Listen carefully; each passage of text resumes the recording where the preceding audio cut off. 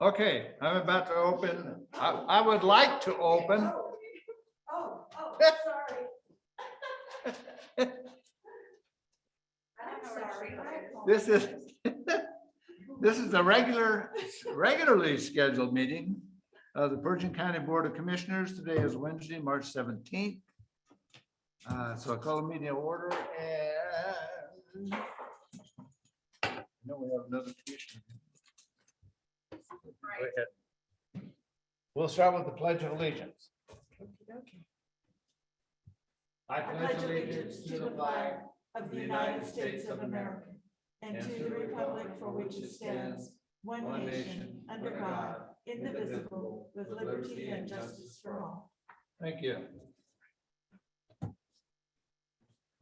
So keep going. I'm gonna say. We have minutes from February 3rd.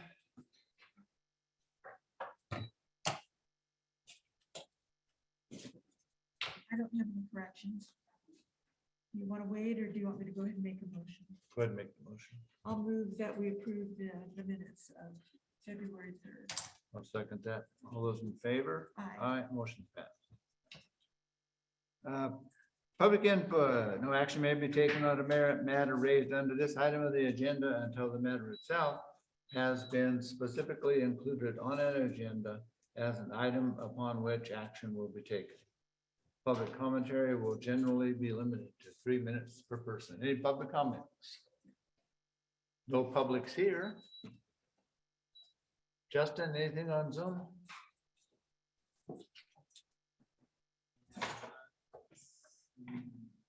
Nothing? So number 3 is review of all agenda items to determine if any do or do not impose a direct and significant economic burden on a business or directly restrict the formation, operation, or expansion of the business. I did not see anything. I didn't either. So I'll make a motion to that effect. And I'll second that motion. All those in favor? Aye. Aye, motion passed. Now I lost the road department. He went out there and he'll be back in just a second.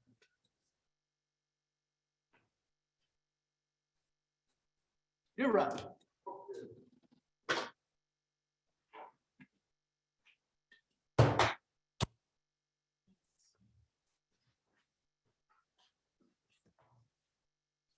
Hey, Morning, Dan. Carol. How are Good you? morning. I'm good. I'm just a little bit behind. Me too. I'm good. So I don't know, my deal here is short. It doesn't, seems like I got a lot done the last 2 weeks, but this paper doesn't indicate Oh. that. Anyhow, basically been working on the bridge on Union Road, some real quick repairs before the water season. So we've been focusing on that, or I have. Also did some work on the budget, not as much as I wanted to, but we went and got a truck for the landfill too. Finally got one from state purchasing, so that worked out real well. We're looking for more, and we appreciate them. The gal I was working with, she was, for some reason, we got our wires crossed, and she was looking for like a 1-ton for us instead of a 10-wheeler, so maybe that's what happened. I don't know. So what did you end up getting? Just like we usually do, sort of the international 10-wheeler. Okay. State, it's an automatic, but real good shape. Oh. And now you still need one for the road Yeah, department too. we're still looking, you bet.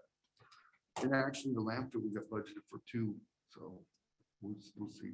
Huh. But they've been good now. They've been getting by with what they had, so Mitch is very excited. But anyways, also, so Jerry's been helping me. Then he also, it dried out a little bit, so I moved the boys in, and we're actually, we're demoing this grater bit system from Caterpillar, it's called, and it's some serrated teeth on the moldboard, and so we tried it out on a couple of super hard roads that we had soybean oil and mag chloride, Big Meadow Road, Peterson Road, and South Meridian, and so we tried that out, and it worked really well. So we're thinking about purchasing that. I'll have to get with you guys on that later, but anyways, so that's what Jerry was doing, and then We moved them back out to Copper Point. We got some roads out there that are blowed out.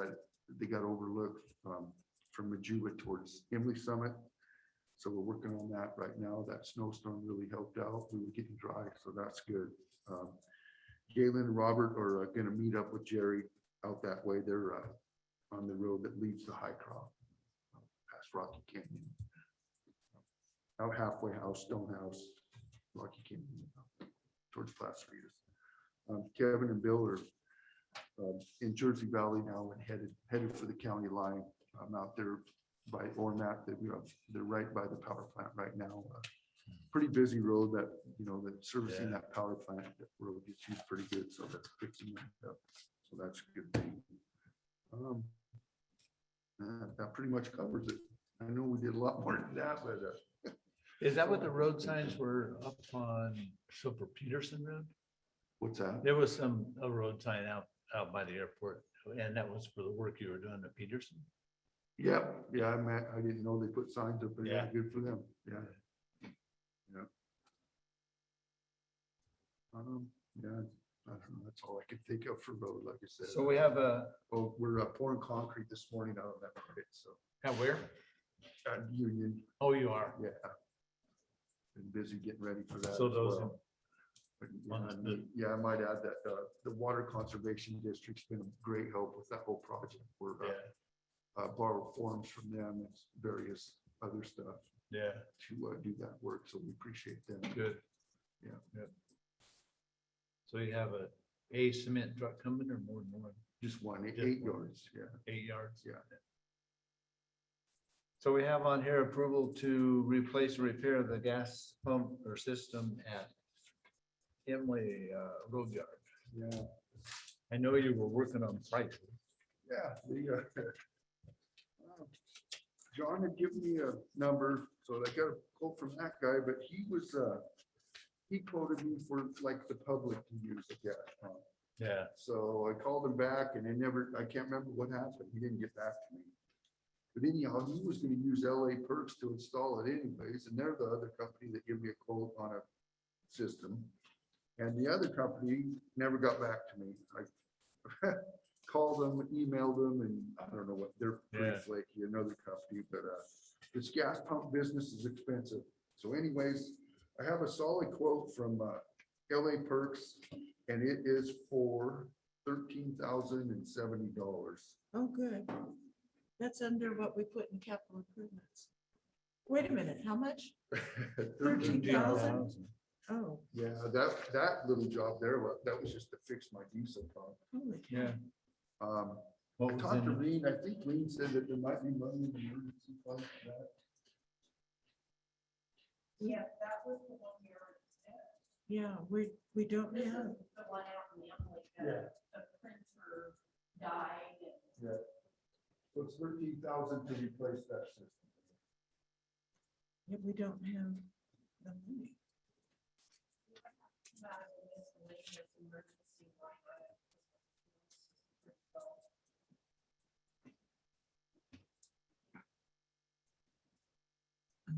But okay, for 2021, we have 21,593. Green, is that what you have? yeah, left in this. Yeah. Yeah. Oh, this is That's before the- this is. So. Yeah, we're really getting low on our emergency, but.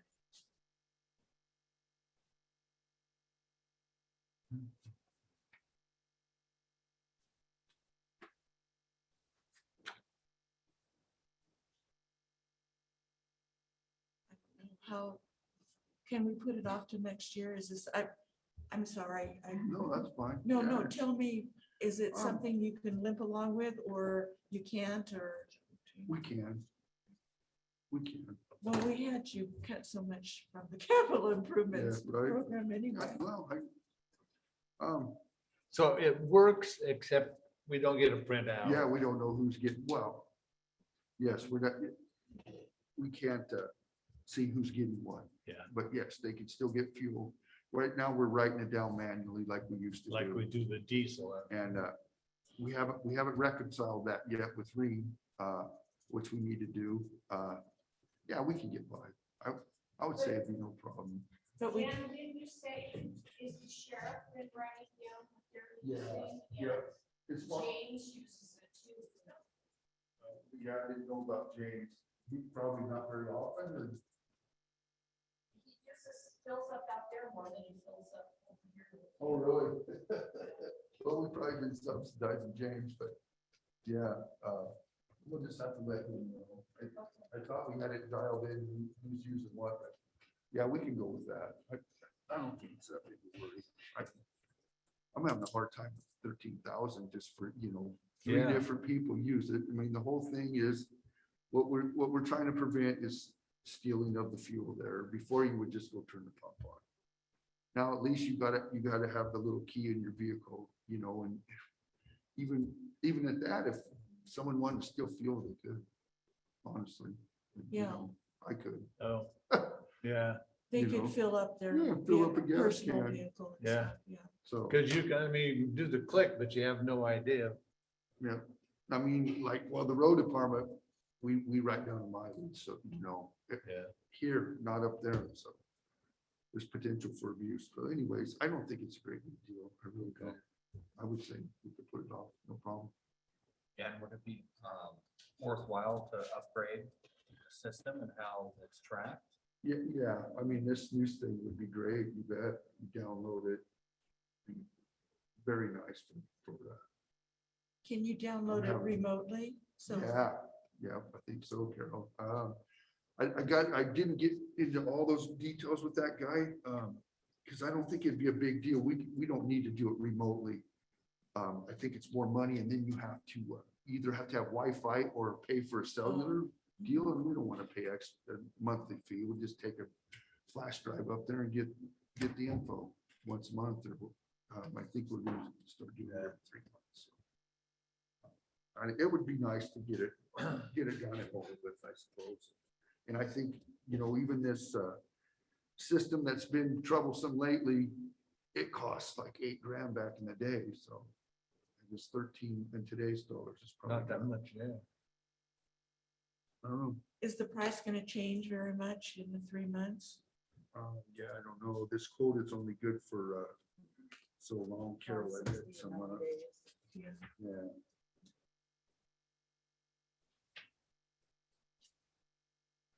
I'm sorry, I don't have that info, but it's So could you Yeah. check with him and see if he'd honor that quote, After July the- 1? yeah, okay. And then if he won't, then bring it up at the next meeting. We'll get her done And would that before- be okay? Yep. Absolutely. I feel bad, Dan. I'm sorry. It's- Like you said, we probably should get it done. Yeah. Price is right. I mean, Yeah. so- Carolyn, you had a comment?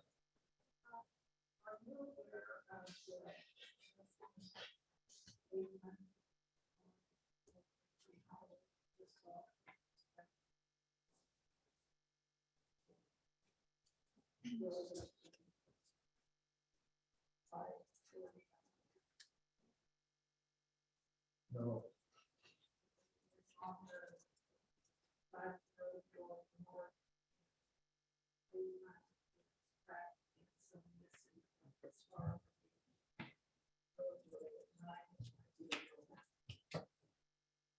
Thank you. Yep, a lot of times, we don't always drive every road. I'm supposed to, I was reading NRSs, I'm supposed to drive every road once a year. Yeah, okay, we'll get it fixed, Carol. Thank you.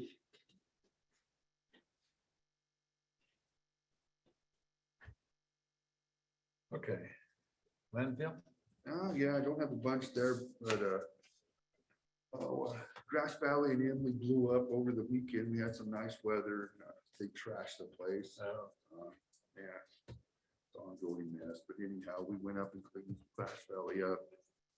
Yesterday, Jerry cleaned Emily Monday, I believe, Monday or Tuesday. It's got the forestry crew and he's real happy. They did a tire wall, I guess. It was too windy to pick up trash, but we made use of them, and then they canceled for the next day because of this weather, but they're coming back and they're gonna get on the litter up there.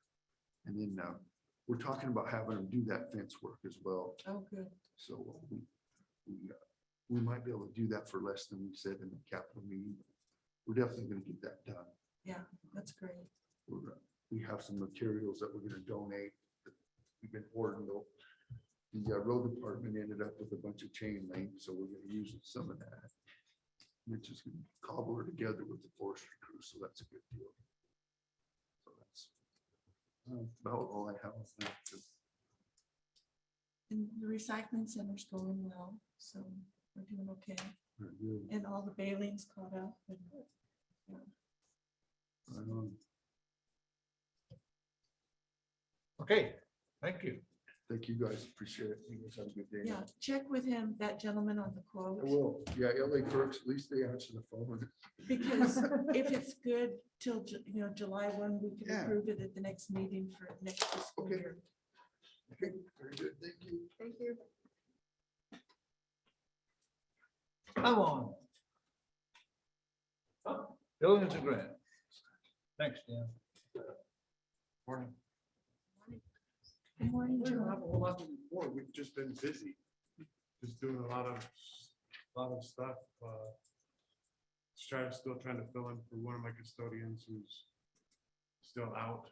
Myron's still out? No, Oh, working with the museum with the future project they have coming up for a pad for a shed that they're having moved from core. have you called that lady up there? I've spoken to them both Okay. many times. Just trying to facilitate things, trying to figure out when we can get it done. It's this time of year, it's really unpredictable what our weather's going to do. Really? Imagine that. Yeah. Man, and I understand that they like to have, firm dates, and they're both pretty understanding that I have to kind of play it by ear. I can get things set up, but the weather has to be cooperating in order to get the concrete itself poured. If it's snowing or raining, that ain't gonna Like happen. Monday, huh? God, that was something. And then we did some work over at the jail. We had to replace one of the windows in one of the cell doors. Done some work out the airport. We had a fuel delivery yesterday out of the airport. Waiting on the final bill, but the price of fuel has definitely gone up. Our cost was $4.02 a gallon. How much? $4.02. 402. That was our cost. Yeah. It's gonna go up probably more, the way things are going. I'm guessing our fuel costs, we'll be charging about $4.52. How's that compared to neighbors? Well, it's kind of hard to gauge that because I don't know when they got their fuel. So we can't really gauge off that. We're gonna be a little bit higher, but there's several of them that are way higher than we are already, so. Yeah.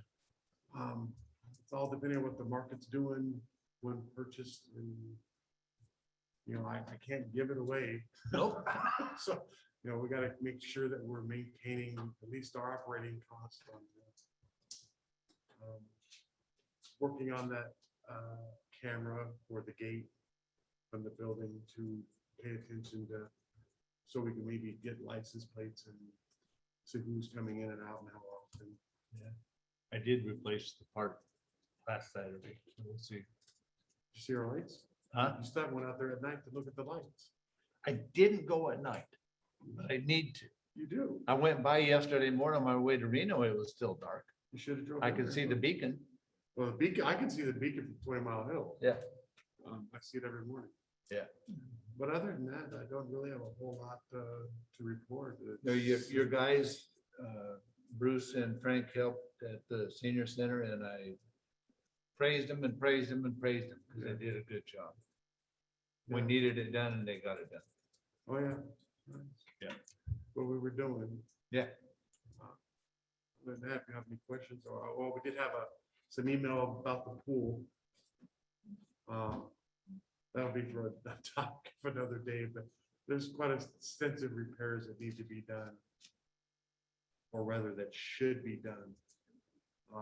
what has to be done before it could actually fill? I mean, they were meant talking about it earlier. All of it. Well, okay, Rebuild it. I have two Yeah. trains of thought. A bulldozer? Well, that's the third. Yeah. The minimum is to fix the cracks. But when I was talking with Pat and Sean, which is the guys from Terra Firma, that may not fix it. Because there's, pardon me? That may not fix them and we're gonna pay to fix them. Because the leaks, it may not be just one simple thing.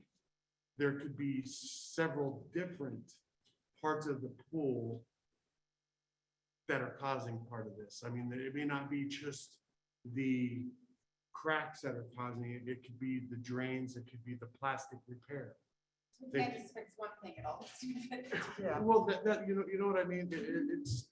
If we try to piecemeal this and kind of throw money at it and fix an issue at a time, we might hit it eventually. I personally think it would be best just to try to, if we're going to fix it, fix it. And I know it's going to be very tough on the county financially, but if we fix it correctly, we won't, well, we shouldn't. You can never say wouldn't, but we would be a little less likely to have the same issues. And I think it would increase the life expectancy of the pool. So we can futurely, build, and think in the future of maybe, 10 years or something like that, putting a brand new pool out somewhere. But that gives us time to recoup, to work with that. I just think that putting a Band-Aid here or there, I think we're going to be chasing our tail. Because I kind of went through that route when I first started in the county, trying to just piece this and this, and ended up costing us a lot more time and effort than what it would have been just to fix it. So does the quote include fixing it correctly? I believe, As much as we know, as far as what I got through when I read the report and everything, resurfacing the pool and redoing a lot of that stuff, I think is a better step than just trying to fix the things that you can actually see. I think the insurance was going to pay, just over 30-some thousand. $37,000. And it's 145 or something like what's that. left. The rec board does have money to cover. Yes, the rec board will be having an emergency meeting on the 25th of March. So, I mean, it's definitely a big elephant in the room, but my opinion is we just need to fix it. Trying to just fix the cracks, well, that's great, but some of these cracks, we're doing this, maybe it'll fix it, maybe it won't. And I would just have a stronger sense of, yeah, we did the best that we could do. No, I think that's a good way to look at I it. mean, it's expensive, and I've been sitting there just thinking about it. When I got that, it's like, good Lord, that's a lot of money. But what's the cost of a new pool going to cost? It's a lot more than that. We're talking 1.4, 1.5 million as opposed to, $150,000. Yeah. You know what I mean? It's kind of a big difference. And of course, I've been working on some of my budgets. That's the other thing I've been kind of working on, so. Other than that, I don't have a whole lot. Any questions, any requests? Any complaints? No Good, keep them. complaints. Okay, thank you. Yeah, Thank you very much. Thank you. community center update. Is anybody on Zoom? Good morning, I'm here. Good morning, There you Dixie. are. Yeah, I didn't really have a lot this morning. All I wanted to say was that I've been working at kind of like in transition, cleaning up files and getting things ready for my transition out of the community center. And I needed to know where to put the file cabinets. They have been or had been in the old office. And now I don't know where we need to put them.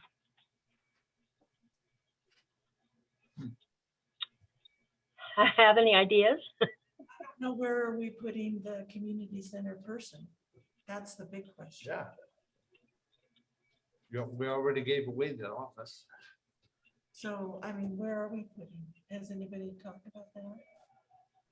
Is that Suggested the what room was it? The star room? The star, Dixie, the star room is the last room on the hallway? The star room is the last room. There is a door that leads directly into Steve's office. Yeah. There really is no privacy. When someone's in that room, we usually just use it for audio visual purposes.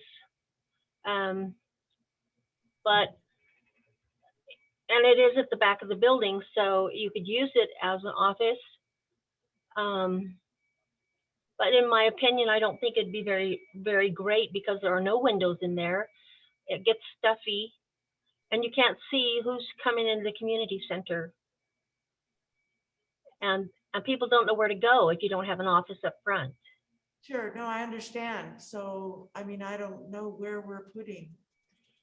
So what if you had the emergency operations center in that back room and still make that front area as an office? John, That's still a mechanical room. the what? It's still a mechanical room. Still has the electrical and fire alarms.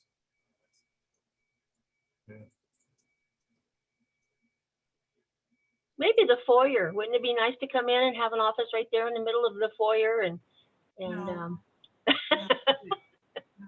You could have a coffee pot there. Sure, yeah, donuts. Mr. Chairman, Part of it will direct the public to where the director's office would be signed and that's different than when they were directed to go to his office. So that's I think Sean wanted to say something. Sean, did you want to say something? yes, good morning, Mr. Chairman and everyone. So from the emergency manager's perspective regarding the EOC, I think we have a lot of flexibility there.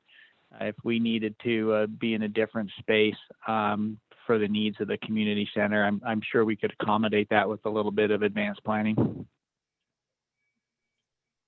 John, is there room right now to put it in the mechanical room, the filing cabinet? Yes. yes. Okay, so why don't we just move them into the mechanical room right now? How many file cabinets? Dixie, how many filing cabinets? Oh, there's two. There's one already in the old office and there's two that needs to be moved back. Okay, so is there room? So right now, why don't you just move them back, or not you, but they could be moved back to the mechanical room while we figure all this out. Okay, that'd be great. Thank you. Thank you. That's all I had. Oh, I had a question about the crab feed. Yes, ma'am. How many people are going to be attending that about? I'm not sure yet, and they're not even sure whether or not they're really going to have it. They hope to have it, but it depends on what the governor has to say about the restrictions by then. And Okay. I will answer your email today after I read the latest updates. Yeah, I think it's like 50% of capacity fire. Yes, that's the last I heard, but I want to make sure before I speak out of turn. Yeah, no, I appreciate it. Thank you. You're welcome. Okay, approval of job description for the community center coordinator position. I'll make the motion to approve. And I will second. We have a motion and a second to approve a community center coordinator, not a director. All those in favor of the motion? Aye. Motion passed. And set date for interviews regarding office space and office. I don't know how you can set date for interviews if you don't have any applications. Well, we're gonna advertise it and we need to make a motion on that, I think. Karen, can you talk louder? Because I don't think. You can set it for April 7th. April 7th? I think that's a great amount. So I'll make a motion that the commissioners interview on April the 7th. I'll second. Have a motion and a second. All those in favor? Aye. Motion passed. So we didn't do number one, did we? Approve the advertisement of the position? We did the job description, didn't we? Yes. But not the first one. I'll move to approve the advertisement. Job description. For community. And For the hiring. advertising of it, Advertising and hiring. And I'll second. we have a motion and a second to allow for advertising for the position. All those in favor? Aye. Motion passed.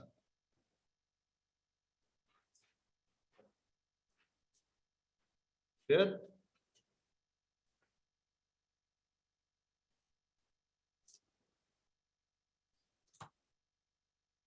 Nobody here for an ambulance report? Oh, somebody on there?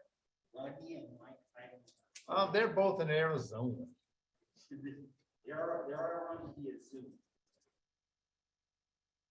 You guys on? Hello, this is Rod. Good morning. I'm on. I'm here. I'm not sure if Marty's on Zoom or not, whether she wants to give a report or not. I haven't talked to her for a few days. Everything on the fire side is looking pretty good.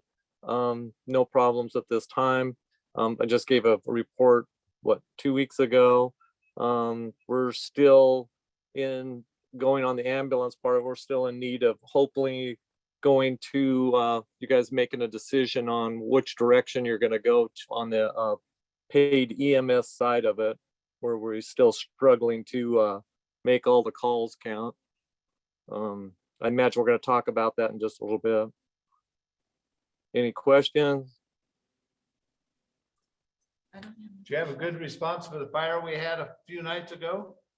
The one out, actually, I was out of town and I haven't talked to anybody yet. That was a shed or something out there. It looks like they had a good knockdown on it.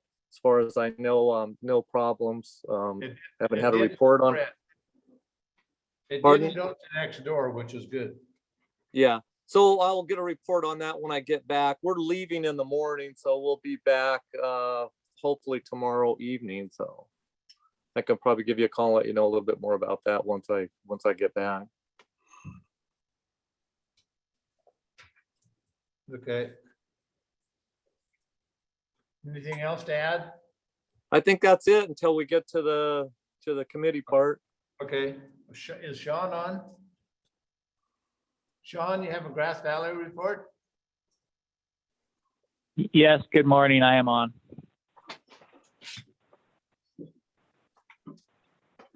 How's everything at Grass Valley Fire Department? Yeah, Grass Valley Fire Department is doing great. Yeah, membership is solid. We still have about 4 open positions. We're looking at a couple different people that might potentially be interested. Training program is clicking along real well, making some good progress towards firefighter 1. I anticipate holding a emergency medical responder class later in the year. So right on track with all that. Budget's looking good so far, and yeah, no real issues. Not many fires this year, knock on wood, but a significant increase in the number of medical calls, especially compared to last year, where we had fewer medical calls, oddly, during when everybody was at home. But we've already had almost 30 medical calls this year.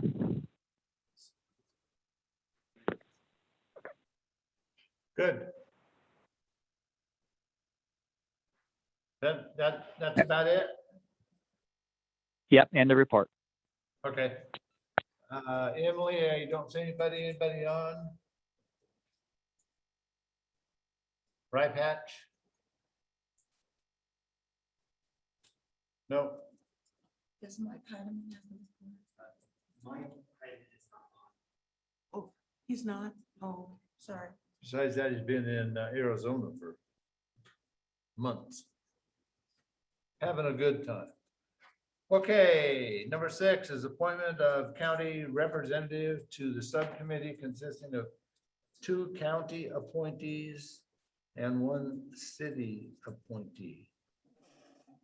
This committee will recommend to the Board of County Commissioners and the City Council regarding funding sources and organizational structure of emergency service and firefighting services throughout Pershing County and the city of Lovelock.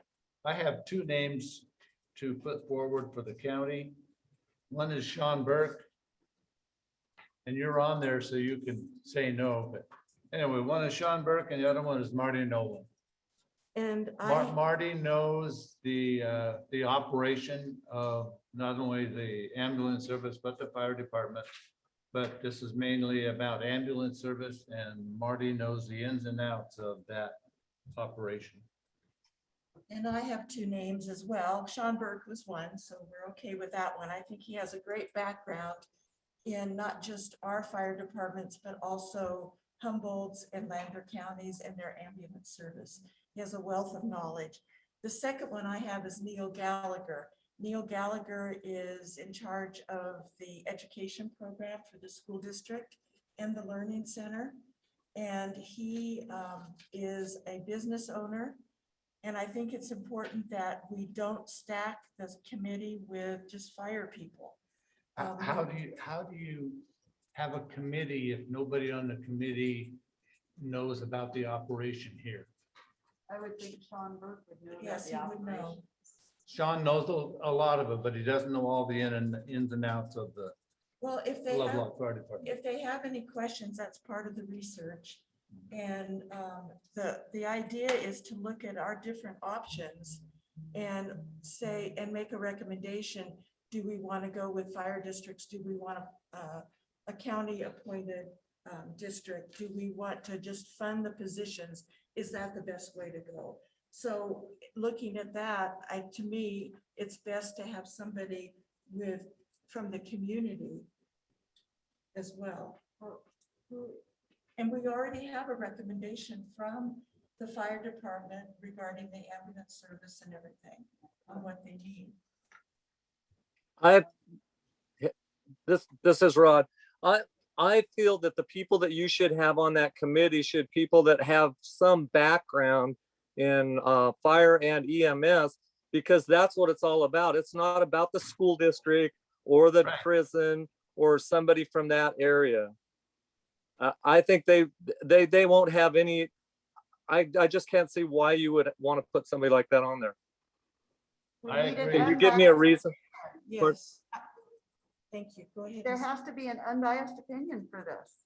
Well, you got the city that's going to pick one too. So then if you pick somebody else from the city also, then what if that's a general person too, that you're going to have to take the time and explain everything that goes on to provide that service.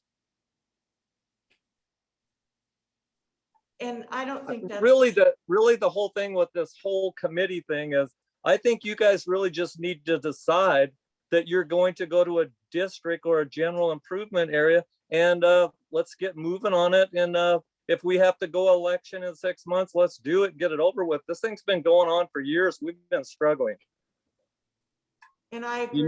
You need to do something with the ambulance service, and we need to get it going as soon as possible. That's why this committee will be meeting quickly and have 3 or 4 meetings and be brought up to date and do this. I think Sean can provide all the necessary information regarding ambulance and fire service. So I don't know, did you have any? So let's go with Sean and Marty and pick one from the city and go from there. That's what I think. But as you can tell, I'm only one vote. I mean, you're not gonna have to have them going to get the information from Marty. She's gonna be there, and you guys can get this thing done. And Sean he's got a good background in what he's doing right now. And between the two of them, they should be able to give you enough information to make your decision which direction you want to go. And the meetings will be according to the open meeting law, so Marty can attend the meetings. So I will make a motion that the 2 representatives from the county be Sean Burke and Neil Gallagher. We have a motion and a second. All those in favor? Aye. I vote no. Motion passed.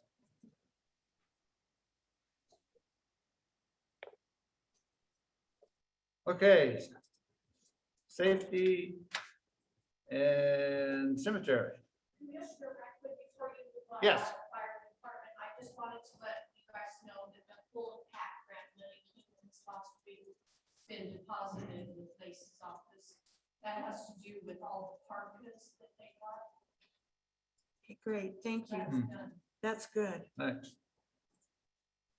Cheryl has clinic today, so she's not gonna be Not here. available. Yeah, but things are pretty much the same, and she's been working with Sean and the committee and everyone on the pod for the immunizations that's coming up. Sean, you have a report for emergency operations? Yes, sir. Good morning, everyone.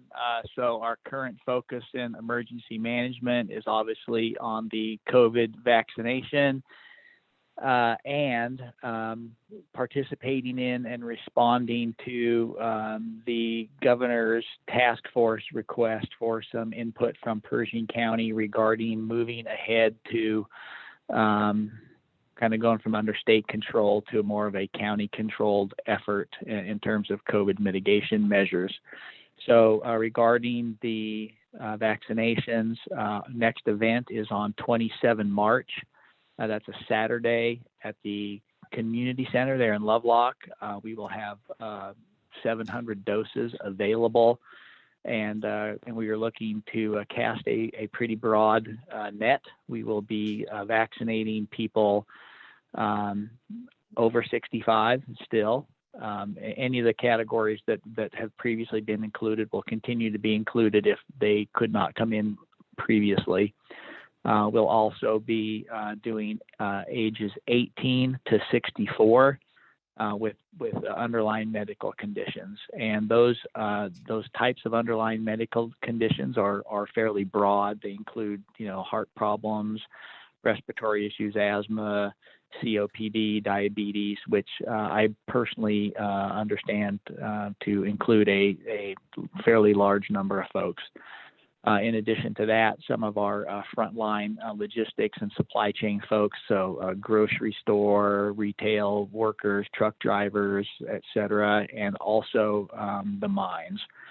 So that's going to be a pretty large event. We're pretty well staffed right now. I would like to give a nod to Rich Wagner and to Core Rochester Mine, who is going to provide some manpower to help us manage some of those things, as well as to the continued efforts of Marcia Foreman and Cheryl Haas, who are instrumental in making that happen.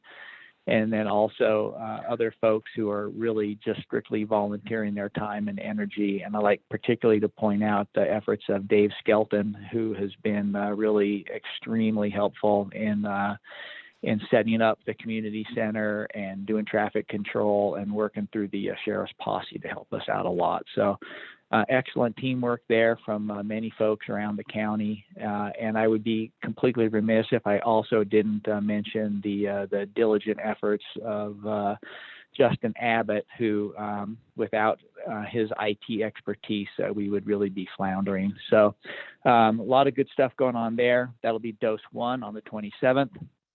The second dose will be on April 24th. Again, also on a Saturday. This will be the Moderna vaccine, so it is a 2-dose effort. We are starting to get some of the Johnson & Johnson vaccine. We received 100 doses of that initially. There are some trade-offs with that product. You only have 1 dose, but it does have a lower efficacy rate. And so, it seems like it's being pretty popular in other locations because of the ease of administration and storage. But we're waiting to see what the supply chain is going to look like. We haven't received anything beyond the initial 100 doses, and the amount we'll receive each week is still uncertain at this point. So that's kind of it for vaccination stuff. Are there any questions on anything else for emergency management? The 27th, you want to show up at 9 or a little bit earlier than that? 9 o'clock should be plenty of time. With the event will actually run from 10 a.m. until 4 p.m. And then, if we have an hour to set up, that should be plenty of time. We're going to have we're going to use the new health services emergencies trailer. So that'll be the centerpiece of our actual vaccination line. So we're looking forward to using that. But 9 o'clock should be plenty of time to set up. There was some question about, so we do have a number of volunteers who are coming in to staff this event, and there was some question about if we had the ability from some of the COVID funding residual stuff in order to fund some lunches for them. So I realize that's not an agenda item, and Mr. Chairman, I can get with you offline later, and we can maybe discuss the possibility of funding some lunches. We still have money that we've already approved. We approved up to $1,500. And so there's still funding in that available. Okay, outstanding. Then I'll get with Cheryl. I know Cheryl's been great about working with folks to arrange that, and so I'll get with her and we can line that up as well.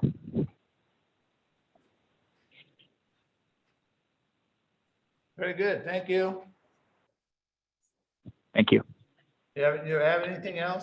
You're good?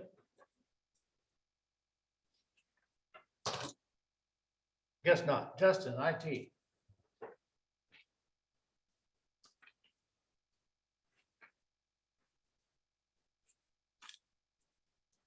So just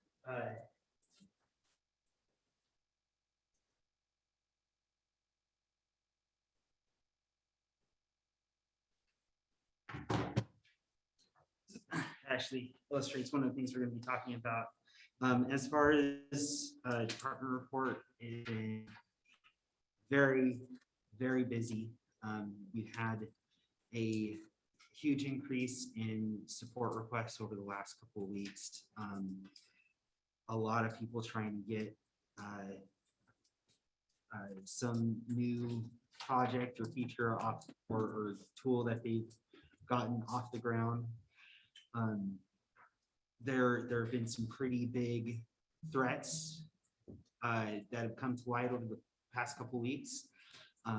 Fortunately, for the most part, they don't affect us, but I've gone ahead and investigated for any indicators of compromise based on those threats in our system, and I'm happy to report that there are none. You've probably heard big attacks against Microsoft and Microsoft tools. For the really big one that affected Microsoft Exchange, those specifically target organizations that actually have servers in their data center with Microsoft Exchange on them. We do not have it. We use Exchange Online, which is cloud-based, and Microsoft had already patched out those vulnerabilities before we even have to worry about it. The other one is against Microsoft, actually is against Office 365. And we don't have any indicators of compromise from that vulnerability either. So we're in good shape. And thank you for that, because we wouldn't be in good shape without you. Well, I do my best. You do good. So as far as my department update, that's all I have. If you want to talk about the first item, I just need to get my PowerPoint going real quick. Okay.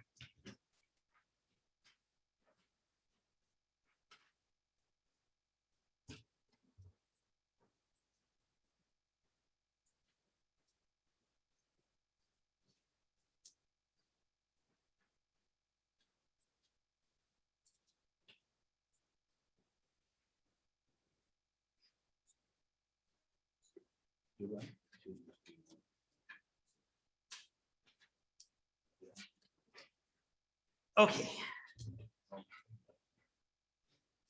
So, this is talking about some needs to expand the IT department.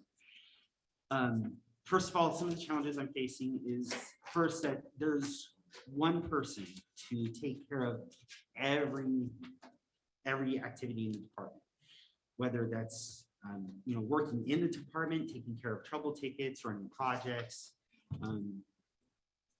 keeping all those things on task, or it's administration,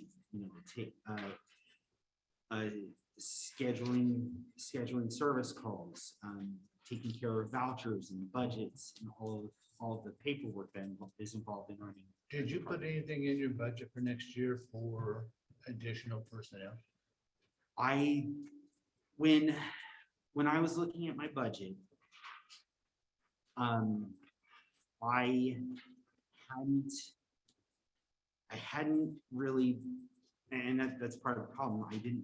I was so trying to get my budget together so quickly that I didn't really take the time to really see what my needs were going to be for the next So year. maybe that's a good discussion when your time comes up, when we're doing budgets in the next couple of days. And I do plan on doing that. After our discussion, you had said that I should get this on this meeting as well. Okay. And So- Sean has some funding under Emergency Management Office, and he did put in some funding, to help with yours. I don't know how that's gonna work. So, if we can go ahead and go to the next slide, I do have some solutions. So, the ideal situation, I think, for our county would be to expand the IT department to 4 employees. We would have an IT manager. They would be the department head. They would be responsible for all the administrative stuff. They would also be the final escalation point for any issues. Because on here, I have it as tier 3. At that level, you can't handle this in-house. We need to get someone outside to help us.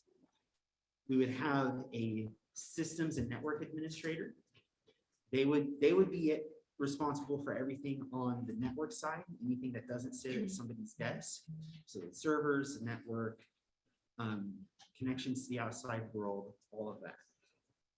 Then we would have an information security officer who would work pretty closely with the system administrator and their primary responsibility will be to monitor for all these network vulnerabilities, to address them, remediate them, proactively work to prevent them, and then be responsible along with the manager for deploying any improvements or projects related to network security. Then finally, we'd have a tier 1 technician.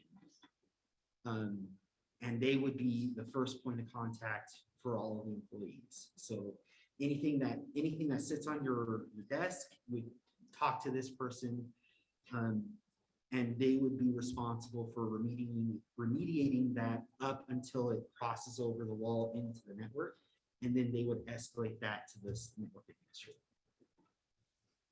So this is the ideal situation. Yeah. These are the roles that we would like to have filled. Now, there are a lot of different ways we can do that.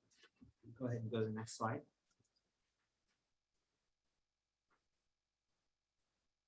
And this is just how it kind of would work out organizationally. The manager would still report to the Board of Commissioners, and specifically the commissioner assigned over the IT department. So in this case, Larry, then the IT manager, then everybody else. So we'll go ahead and go to the next slide. Next slide. Okay, so obviously the first way we can fill all those roles is just to hire.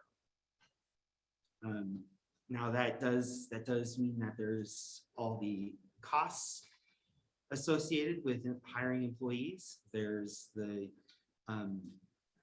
question of office space for all of those employees.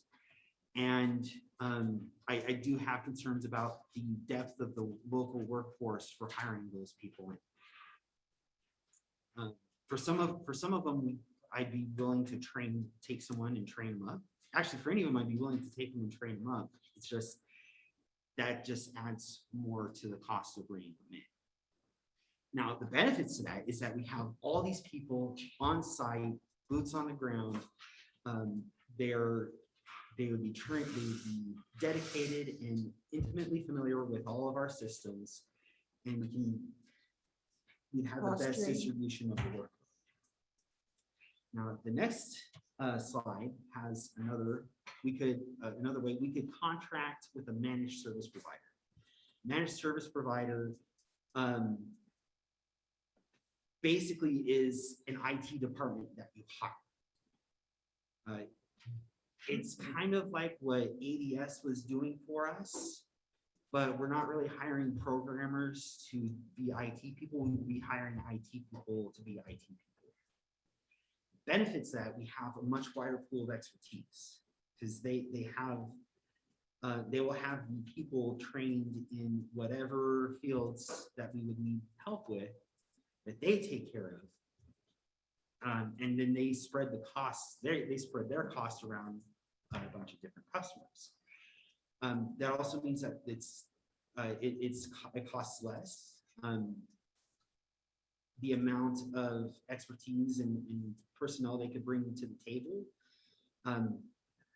typically costs around what it would cost us to hire one person. I did get some preliminary numbers, and it's right around 75,000 to engage with the one ISP I've talked to get some preliminary numbers. MSP, not ISP, that's different. And then we don't have to find places to put these people right.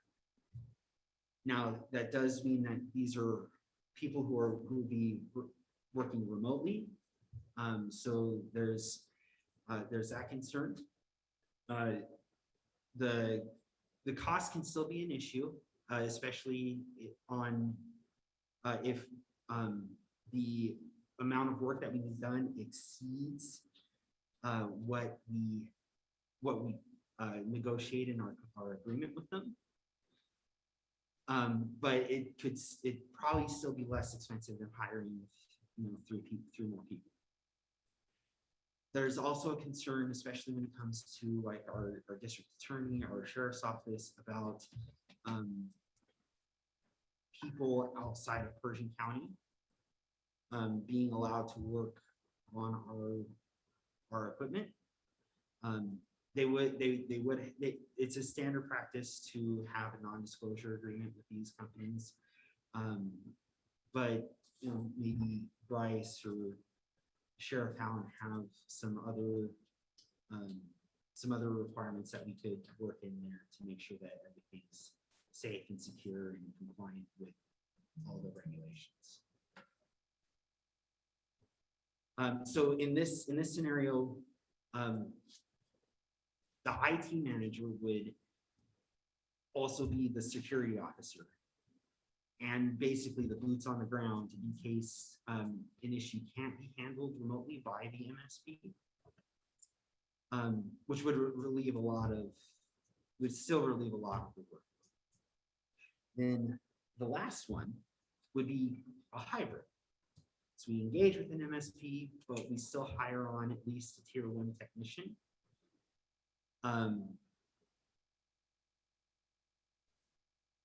So it's kind of the best of both worlds, and we can hire for whichever role we think would be most effective.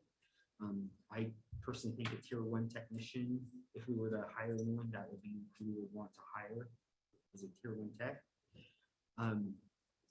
And then we could engage with an MSP for the more complicated work. You've put a lot of thought into this. Yes. Yes, I have. You can just go to the last slide. So this is just the 3 different ways. So really, what I would like from the board is some direction on what you would like me to do, I mean, I think my budget session is tomorrow. So what? Tomorrow's your budget. I think so, if I remember correctly. So what information I can get for you, what questions I can have answers prepared for you, what direction you would like me to go. I can't see that we can afford the full workforce that you're asking. And I'm just thinking maybe the hybrid solution might be the best. Because I was thinking we would just need one additional employee without, going into anything, but it's something that we have to discuss at budget. Correct. But that's just my thought process. So bring it up tomorrow so we can Okay, talk about it more. all right. Okay. That's all I had for that one. So let me take my PowerPoint down and Oh, okay. okay.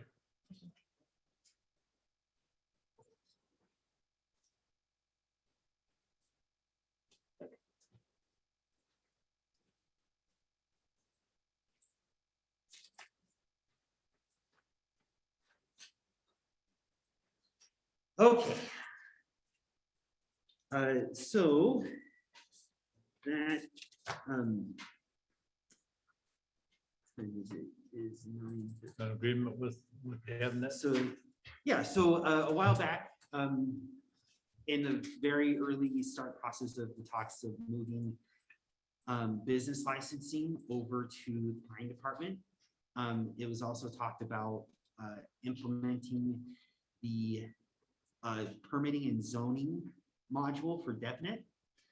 And the board approved amending the contract with DevNet to add those modules. Those modules still haven't been implemented, and the planning and building department went a different way. They went with Cassell instead of with DevNet. So this is just to remove those modules from our contract. So I'm taking that amendment off the contract and removing the costs of those modules for DevNet, because we just don't need it. Yeah.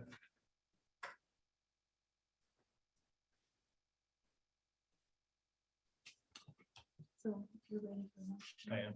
I'll make a motion that we go ahead and approve the DevNet agreement, which is an amendment to the contract with DevNet to remove the permitting and zoning modules to be used by the planning and building department. I'll second. We have a motion and a second. All those in favor? Aye, motion passed. All right, so once we get that signed, I can send that off to them and they'll be happy. Thank you very much, Justin. Thank you Yeah. for all your work too on and thought process for your department. I'm trying to deliver the very best services that I can. I know. The last item on my section is actually the timed event at 10. So We'll go more then. Okay, economic development is Heidi. Good morning. Good morning. Hi. So I'll start with Brownsfield's information. To date, we have completed, we've completed 19 phase ones with a target of 21 phase ones to be done. We still have one more underway for the phase ones, which is the Kenderson property located at 1070 Cornell Avenue. That's right there between the alley and two steps. It's like a 3,000 square foot lot. It's itty bitty. For phase twos, we have completed 12 with a target of 12. We also have 4 more underway. For cleanup plans, we had a target of 8 cleanup plans, and we've completed 3, with 7 more being underway. And then for completed site reuse plans and certified site packages, our target is 4. We've completed 3 to date. And that is the redevelopment plan that we're working on for the burn block is those three. So moving right along with our Brownsfield grant program, we are planning to talk at our next team meeting about reapplying for grant funds. It would still be under the coalition, but it would have to be Pershing County or the city of Lovelock that takes the lead. WNDD cannot take the lead on it until the next one. So we would have to rotate with WNDD as to the lead every time we apply for grant funds. But we're just about to that point where we've spent down enough where we can do that. So Brownsfield's going great. We're enjoying that project. Also with the brownfields, we participated, Don Vetter and we had participated in the National Association of Development Organizations, their conference last fall. I think that was in October. And anyway, since that conference, they are doing a case study on Lovelock's brownfields and our virtual visioning tour. So I did a kind of an interview last week about that, and we'll have more information to come. So that's kind of exciting to do that spotlight on us. I was able to get 15 cases of Nevada visitors guides. There was about 40 magazines per case, and I distributed those to several of our, to all of our businesses that I could, that I thought would be beneficial, like our motels and gas stations and so forth here in Lovelock. And then I also took a case up to Star Point up in Mill City. So those have been distributed. We are working on our next Build Nevada workforce training course here in Lovelock. So I'm working on the scheduling of that and securing an instructor. Our first course was taught by Bill Laird at the high school. Lucky for Bill, he gets to retire. Sad for us, we have to find a new instructor. But those classes will most likely be held again at the high school. I'm working on that with them. Justin and I met with, well, maybe Justin and I didn't meet with, well, there's still talking stuff going on with the broadband. Actually, we did meet with a provider that had responded to our RFP back in August last year. And they are putting together a presentation to bring to the city and the county about their services and what they can do. There seems to be a little bit more happening as far as broadband goes. Some of the new providers that are starting to come in or that I've had contact with is Starlink and also Sky Fiber.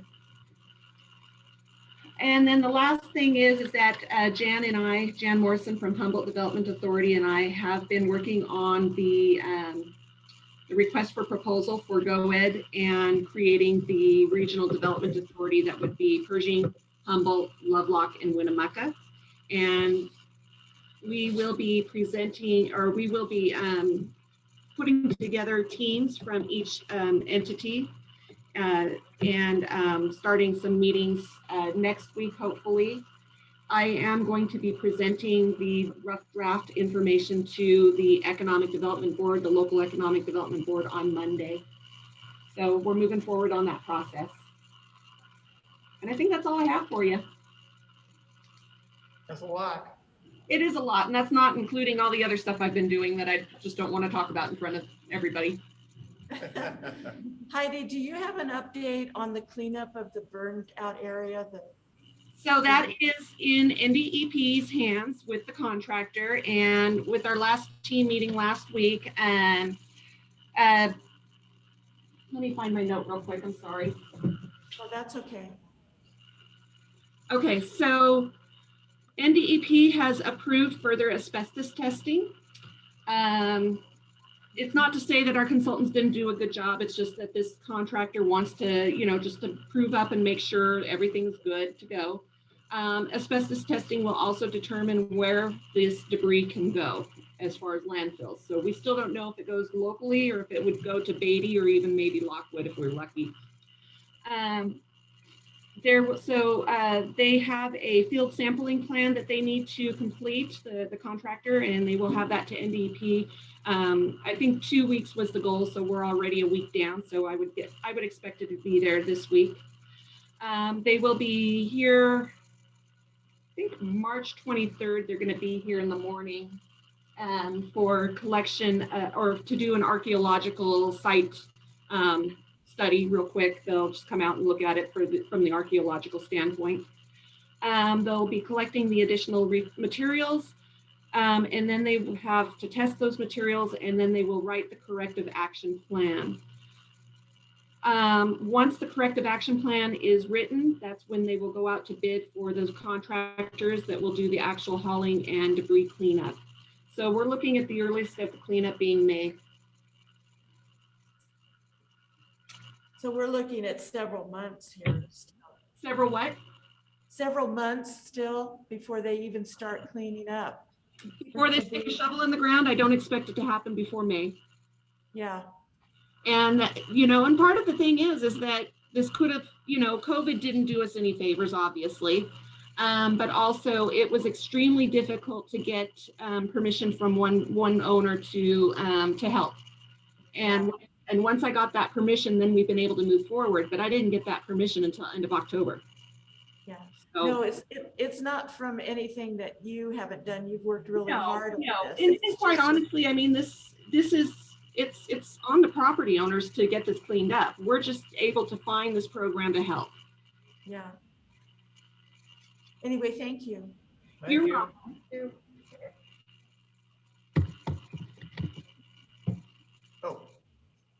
Oh, come on. Okay. Thank you. That's okay. I wanted to take this opportunity to introduce Morgan Root, our new real property appraiser. Welcome. So starting over here, we have our district attorney, Mr. Bryce Shields, our chair, Larry Rackley, Carol Shank, Shayla Hudson, you know Lacey from the interviews, we met Karen, and I believe you've met Justin. So Morgan has an agenda item that I thought it would also be a good time to bring her over and introduce No, her. that's great. So we have a request for approval for outside employment for Morgan Root. Yes, I used to, before living here, work with Northeast Elko Conservation District. When I moved on, they asked if I'd assist them maybe a couple hours a week with doing some administrative functions. So evenings, weekends, when I assist them with getting their agendas together and just making sure that stuff's running smoothly. So that's pretty much all that entails. And I don't have a problem with it. if And you I see don't. nothing wrong with that at all, as long as it isn't on company time. So I'm sorry, which conservation district? Northeast Elko, Okay. so Jackpot, Wells area. And then I have a question, but only because I just noticed, you know, your last name. But when we come to Derby Field, there's a Root and Associates architect firm. And it's just a coincidence? Coincidence, I guess. Yeah, I was just Yeah. wondering if you were related in any way, because No. it's an unusual name. Yeah, it is a common last name. She's an But Idaho. yours is native. ROOT, right? Yes, correct. Not Oh, D. Yeah, that was a Oh. typo. Yes. Okay, And she's- sorry. She's a Idaho native. Mhm. Okay, all right, great. Perfect, thank you. Thank you. Do we have to, have a motion for outside employment? I'll make a motion to approve the outside employment for Morgan Root, the appraiser. Thank you. Have a motion and a second? All those in favor? Aye. Motion passed. Good job. Thank you. And Yeah. just a quick department update. Daryl had a family emergency in Medford, Oregon, his hometown, and he will be out the rest of the week. So DMV will be closed. If you have any complaints, then please forward them my way. We'll see what we Okay. can do to help. Okay. Thank you. All right, Thank you. very much. Lacey, do you have anything? I wanted to apologize again for my late submission of the minutes last night. You all know that I have a vacancy in the office, and on top of that, Sarah she was chosen for the federal jury duty, so she was out all last week. Next returned yesterday. Thankfully. So I was able to hold interviews. I received 10 applications and interviewed 6. And I hired Carrie Stewart, and she'll start on April 5th, so we're very excited about that. And then we're up to date on corrections, so. Thank you. Green?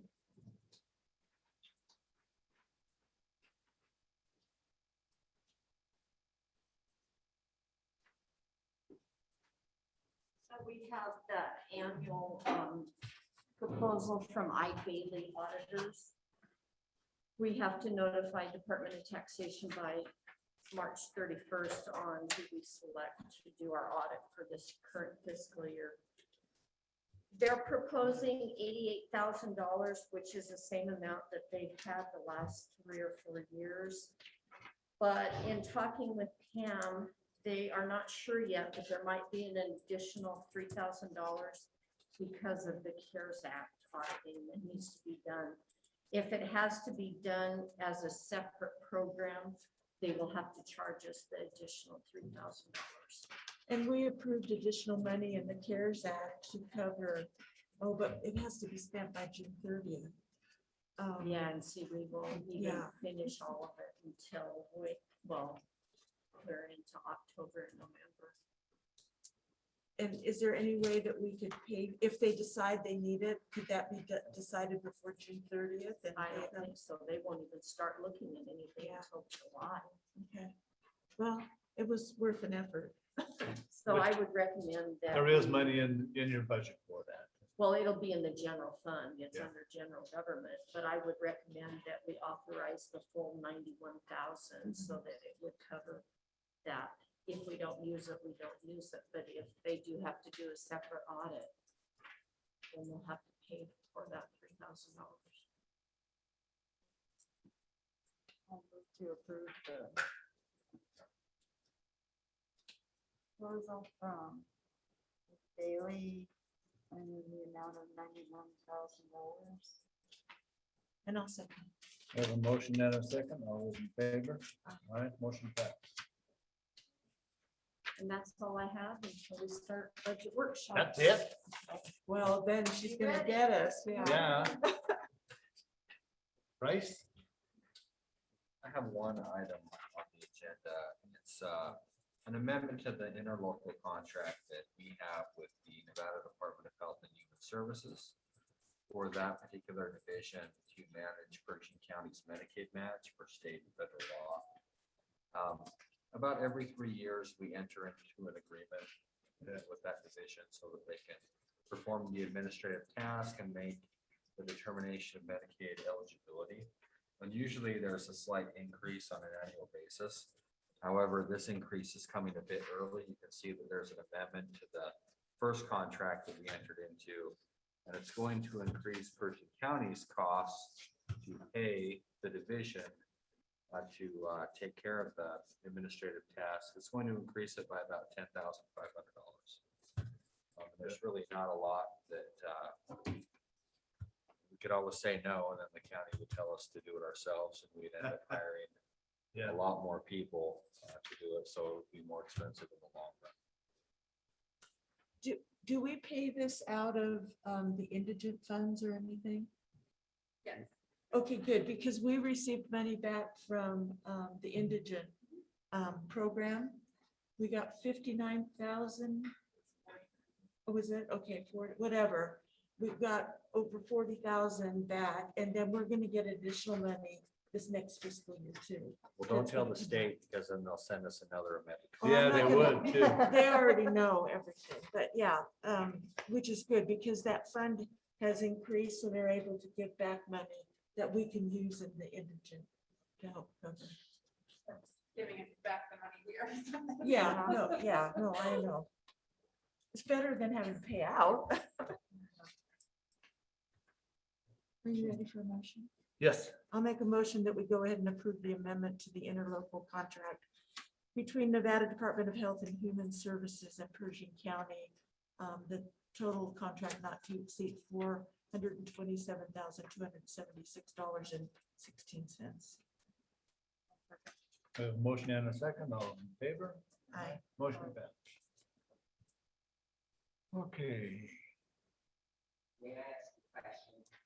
On the indigent fund, is that include the domestic violence and the vouchers from the jail or comments and stuff. What's the reason to do it? Domestic No, violence it's is its it's a own separate fund.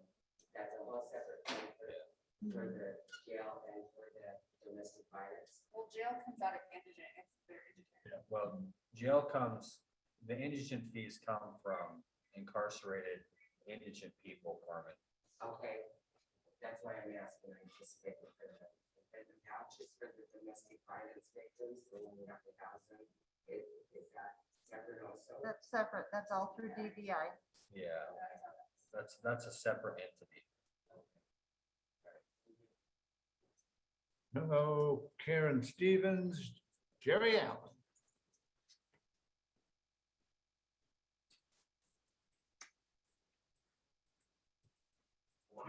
Morning.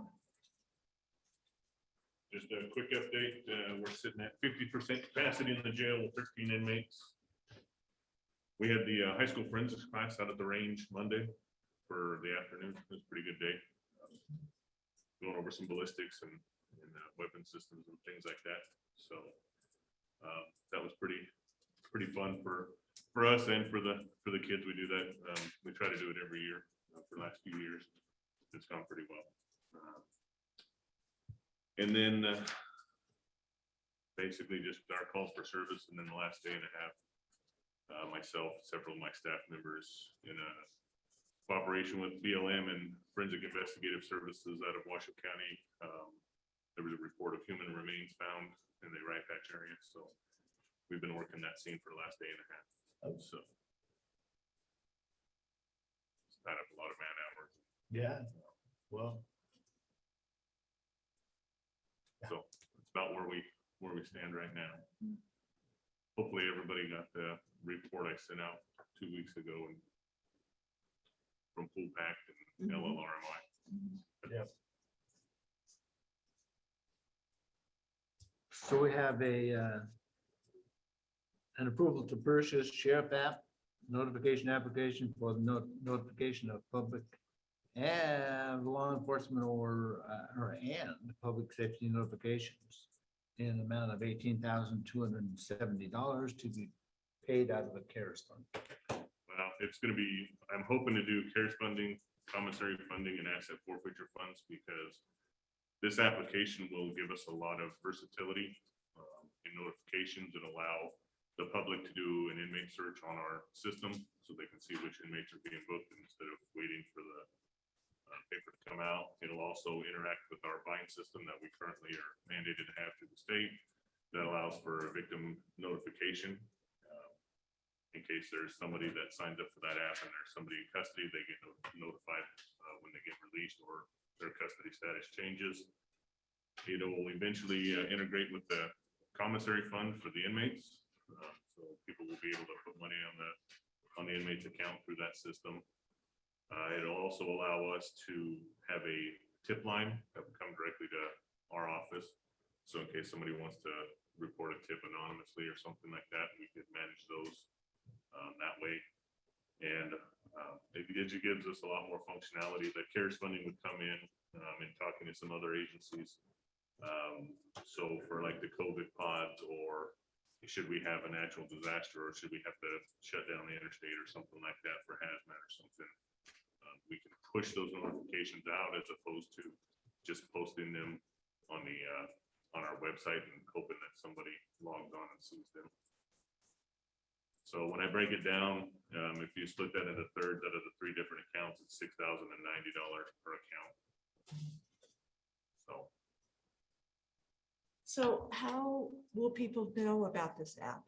We'll put a link with it on our in the website, but then also the company as part of the initial fee, they will do a media blitz on it, and they'll start pushing it out, whether it's on social media, commercials, however they do it. We will have flyers in the office. We can put them in different county buildings if need be, and those kind of things. So it's included. It's part of the initial cost of it. And then the ongoing expense every year should be $6,200 a year to maintain it. So one of the problems with using the asset forfeiture fund for that is that the asset forfeiture fund is designed, and by statute, it's required to be used for a purpose to combat narcotic-related offenses. It's not specifically tied to combat narcotic-related offenses, that your asset forfeiture fund gets audited, you lose the ability to maintain that account. Tie it to that. Well, yeah, I mean, the tip line would tie that to that easily. I mean, people Yeah. would be able to submit tips for narcotics use, people delivering narcotics to the community. You know, it would obviously be used for any tip, but you know, a lot of the tips that we do get are for, you know, people saying there's a lot of traffic at this house. We think it's narcotic related. Hey, somebody's gonna be driving to the community. We think they're gonna deliver narcotics. Another issue with that is that the Pershing County District Attorney's Office also has a claim on the asset forfeiture fund. The Sheriff's Office has not communicated their desire to use part of that fund for this purpose. So the sheriff and I need to come to an agreement on that. And I would just ask the board allow us some time so we can meet Okay. and figure out how the parties are going to be dividing up that fund. And then I have a question. How do you plan on maintaining the $6,200 a year annual fee? Put it in my budget under programs, just like we do any other program that we purchase. It would become a budgetary line item, just like we do for our CAD system. The issue we run into, we had a Facebook account and I had to shut it down because it got hacked and people were sending inappropriate material out. And we cannot maintain custody and control of Facebook or any other social media platform of that nature. This allows us to control the information that goes out from us. The vendor does not keep records of any of this, so the records fall strictly on us where they should. And we would maintain the custody of those records. So getting away from the social media where others have access to it and can manipulate the system to their needs. Well, their wants is a big step in the right direction. Are there other sheriff's departments that have this app? Nye County is using it right now, and I believe there's 2 others that are looking into it. So if I went to Nye County's website or the sheriff's website in Nye County, I could probably find the app I believe so. or just go on the apps and look for Nye Yeah, County you should be Sheriff. able to, yeah. Okay, It should be under the sheriff app, and then I believe you would just drill down by what county. okay.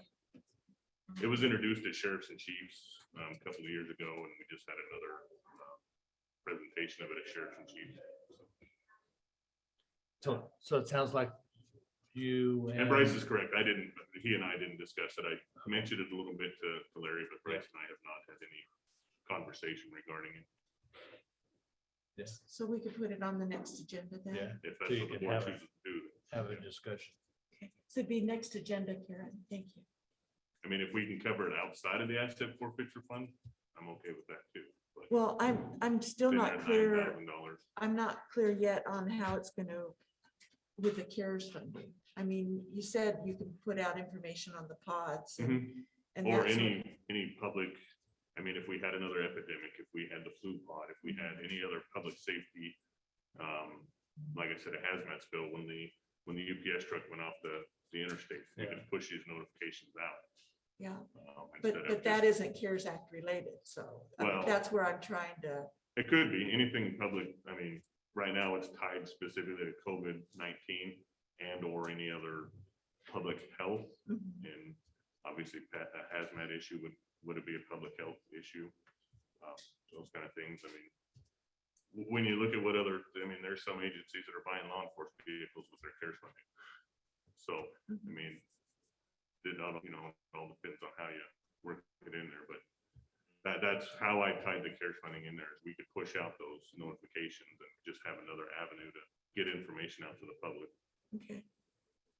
All right. So we'll just put it on the next agenda. So we'll put it on next agenda and you can talk with the district attorney. Okay. So while you're here, we have a 10 o'clock, but we could go to number 6, which is an update on the future law enforcement center.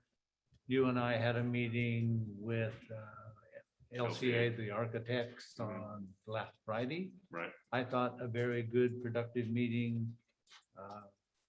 We talked, went over drawings. They are going to be submitting a new floor plan in the next month or so. About a month, maybe. Anyway, in a while. And they took, or we took a tour of the existing jail facility. And also they walked the property, so, and took pictures and stuff.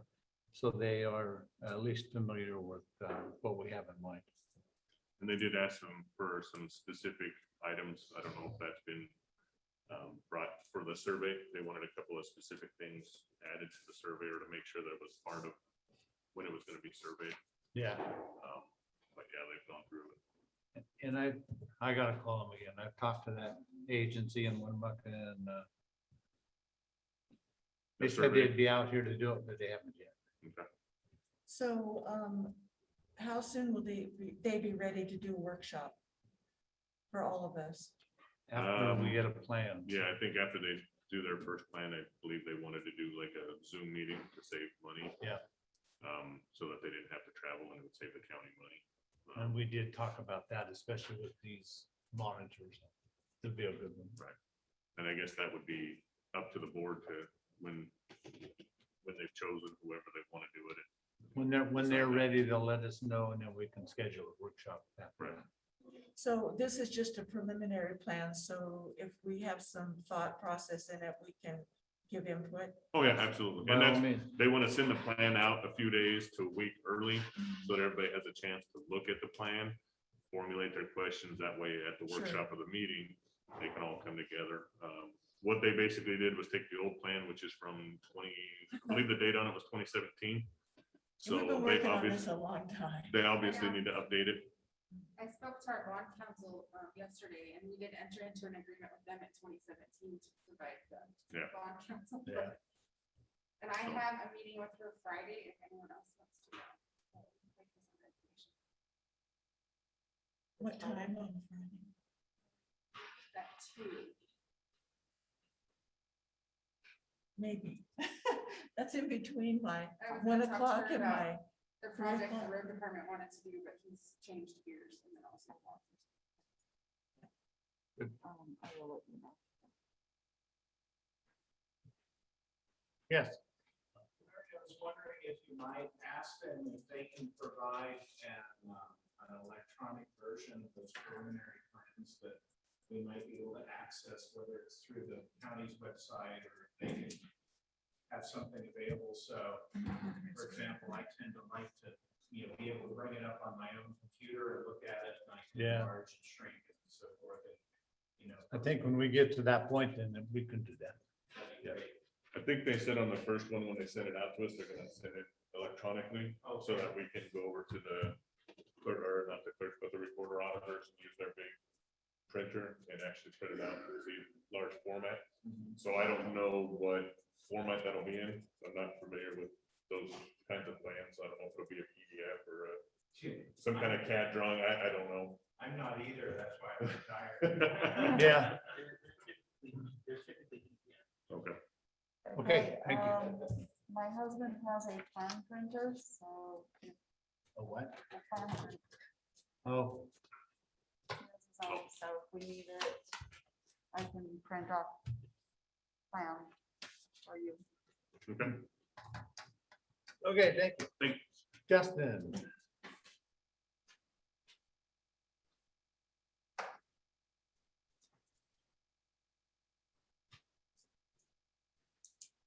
Okay. So we have been talking with a network security vendor called Darktrace. On Zoom, I actually have Ryan Wilson and Taylor. Sorry, I'm forgetting your name, but they'll. So what they're going to do is they're going to give you a presentation on what Darktrace is and what the proposal for Pershing County is. We've actually been demoing it for a little while, doing a proof of value.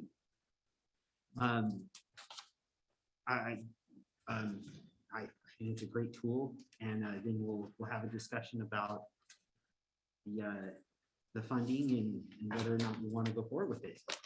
So I'll go ahead and turn it over to Ryan, and Ryan, if you'll just give me a second to get you on screen for the Okay. commissioners. Sure, no worries, Justin. Welcome. Hey, Larry, how you been? It's been a minute. Okay. All right, excellent. Can everybody see my screen, and can you guys see and hear me all right? We can hear you all right. We're getting close to seeing you. No worries. You gotta love these remote meetings, right? Okay, we've got your PowerPoint. Okay. Justin, should I get the ball rolling then? Yeah, go right ahead, Ryan. All right, perfect. Exactly. So as Justin mentioned, my name is Ryan Wilson. I'm an account executive for Darktrace. We are a cybersecurity vendor. I've also got Tyler Horswell with me. He's an absolutely brilliant guy. He's the dedicated cyber technologist that's been working with us for the life of this proof of value, a live pilot with your real data, and will be the dedicated cyber technologist once we move on to full deployment. I'll let Tyler introduce himself here. Hi, everyone. This is Tyler Horswell. Like Ryan said, I'm sort of just his counterpart on the more technical side. And I'll pass it back to you, Ryan. Appreciate that. So as Justin mentioned, we have actually been looking at this in Pershing County's environment to see exactly what Darktrace would find, what we're able to unearth, and what value we would add to your security stack. Just want to set the table here. We do work with a number of SLED customers, both in the state and the Southwest at large.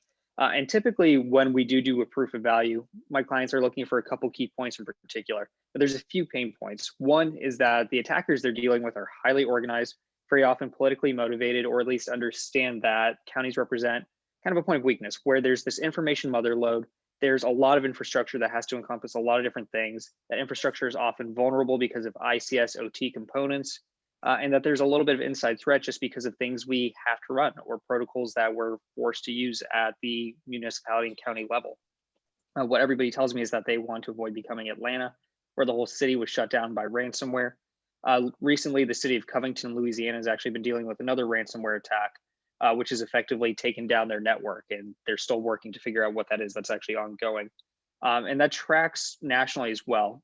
3/4 of SLED agencies are viewed as vulnerable by government studies. So that's just a little bit of background on this. Now, what I want to do today is kind of just take you through the background of who we are, what makes us different than other tools or proposals you may have bumped into in the past, and build up to what actually we did discover and find in that proof of value and where we're aligned there before we really get into the nuts and bolts, meats and potato. So Darktrace was founded by folks much, much smarter than myself, almost as smart as Tyler and Justin over there, by a lot of mathematicians out of Cambridge and MI5. And it was a bunch of folks getting together to essentially ask the question of how do we develop an AI that maps self? Now, very quickly, they learned two things. First, they had to actually fund this. And second, it was absolutely brilliant for cybersecurity because nobody had tried this novel and kind of contrarian approach before.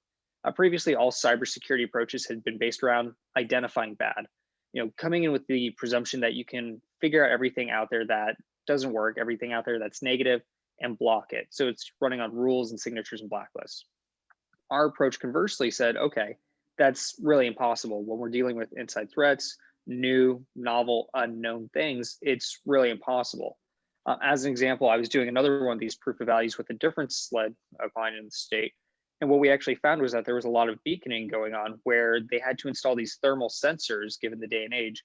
And those thermal sensors were actually sending out private health information to China. Obviously, that's a huge no-no, but it's impossible to find using those rules and signatures and blacklists because why would they be looking for something like that in particular? It's almost impossible to get ahead of the bell curve at this point. So by trying to map self, we ended up actually creating two whole new suites of cyber technology along the way. The first would be a cyber AI analyst, which is designed to uplift Justin, save him a lot of time in investigation, make sure that he's able to triage as effectively as possible. And the second would be autonomous response technology, because when we have these really quick moving events, it's one thing to find an issue, it's completely another to stop it. I started another one of these with a different client, this one in New Mexico, where they had actually undergone a ransomware attack. It lasted literally only 17 minutes before they were able to get everything offline. It left their network completely inoperable for 3 weeks, which is a huge issue. As I mentioned, we absolutely run the gamut. We work with all scales and verticals. A few slight customers I could say would actually be the Livingston County, Tuscola County, and actually the city of Las Vegas in the state. And here's where it all comes together. We've got these three core engines, which Justin has chosen to evaluate. The first is the enterprise immune system, that's detection. Again, the premise is very, very simple. If we install physical hardware in a raw nascent state, we can build up these patterns of life to figure out things that fit out. We can find these granular little deviations that precipitate larger, more dangerous capital I incidents. After that, we're able to piece all this information together using that cyber AI analyst. It's designed to give Justin, again, an extra guy coming off the bench. What this does is understands. You know, an issue that starts in one place almost never stops there. Maybe the goal is to get into actual city data. Maybe the goal is to mess around with the stoplights. Maybe the goal is just to snoop around, but there's going to be a lot of movement in the network. This is designed to piece that together, deliver a plain English report, which saves them a lot of time. And again, most importantly, we've got Darktrace Antigena. It's the white blood cell for the virtual age. Because we understand Pershing County, again, at a very granular level, we can take surgical actions to curb those negative interactions and buy just in time. One of our big things is that we're the only vendor that actually takes this approach and uses it across the entire virtual estate. So we focused on a network deployment here to understand and respond. But as the city's virtualization journey changes, as the mission changes, we can absolutely keep pace with you guys. I did just want to hammer into the two products that are pertinent today. So again, the enterprise immune system is designed to figure out normal.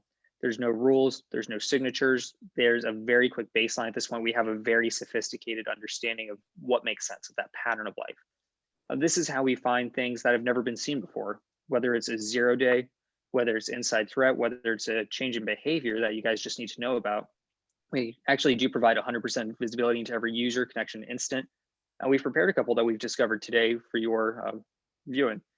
And again, this is scalable. No matter how large or small, we can accommodate that. We've got a very sophisticated deployment plan mapped out with Justin to make sure we capture all traffic.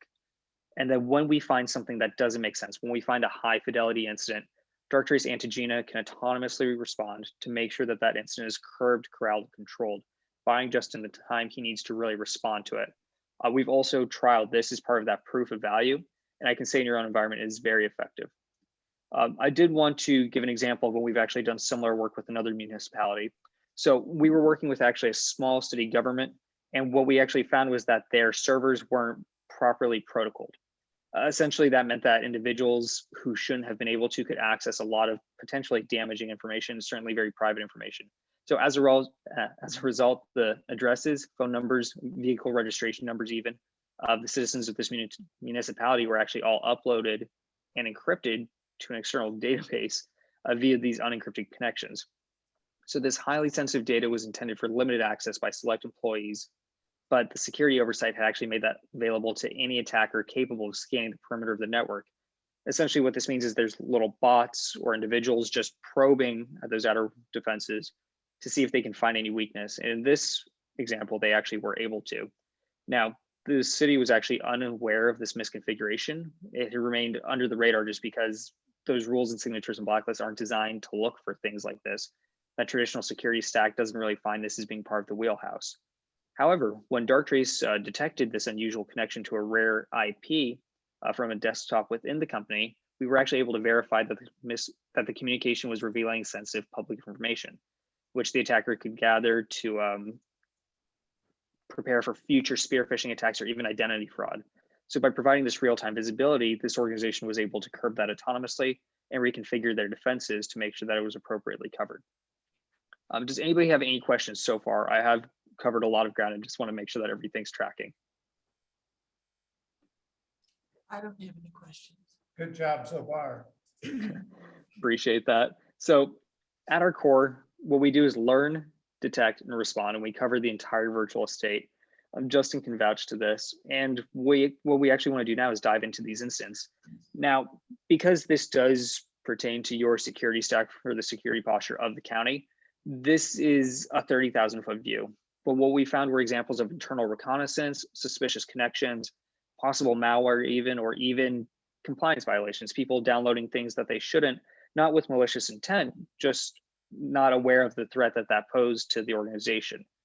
Justin, I'd like to turn it over to you here for a second. given that this is your security posture. Would you like to expand or would you like me to move on?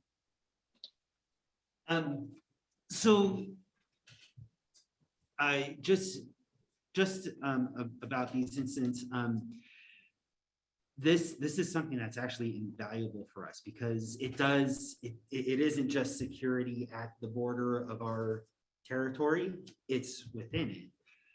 There's really no way with our current setup for me to catch these things. Now I was able to go through these incident events in one of these calls with Dark Trace with Larry on it, and be able to identify, okay, yeah, that's okay in a matter of minutes. Whereas normally this could take hours of my time to run these down. And that's only after I've been aware with it. So I'm in more of a reactive response standing rather than being proactively securing our network. So to be able to go for from something that takes so long and is after the fact to something that could possibly stop an issue before it becomes a real issue is invaluable as a tool for me. Exactly. And these quick moving, high fidelity events are only expected to increase. Ransomware has increased every single year for the last decade at this point, as well as the demand for the actual ransom. These folks are really organized. They know to go after SLED or government organizations because that's, to be frank, where the money is for these attackers. They understand that there's a clear need and a weakness there. What we had planned to do next was to actually dive into the business proposal to continue our technology partnership. Do you guys think that's appropriate? Yes, please. Perfect. Let me pull that up. I'm going to stop sharing my screen for a moment. Let me know when you can see it again.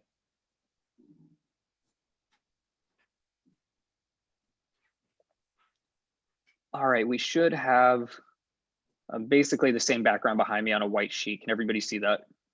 Yeah, we've got it, Ryan. All right, perfect. So this is the tailored business proposal for the County of Pershing.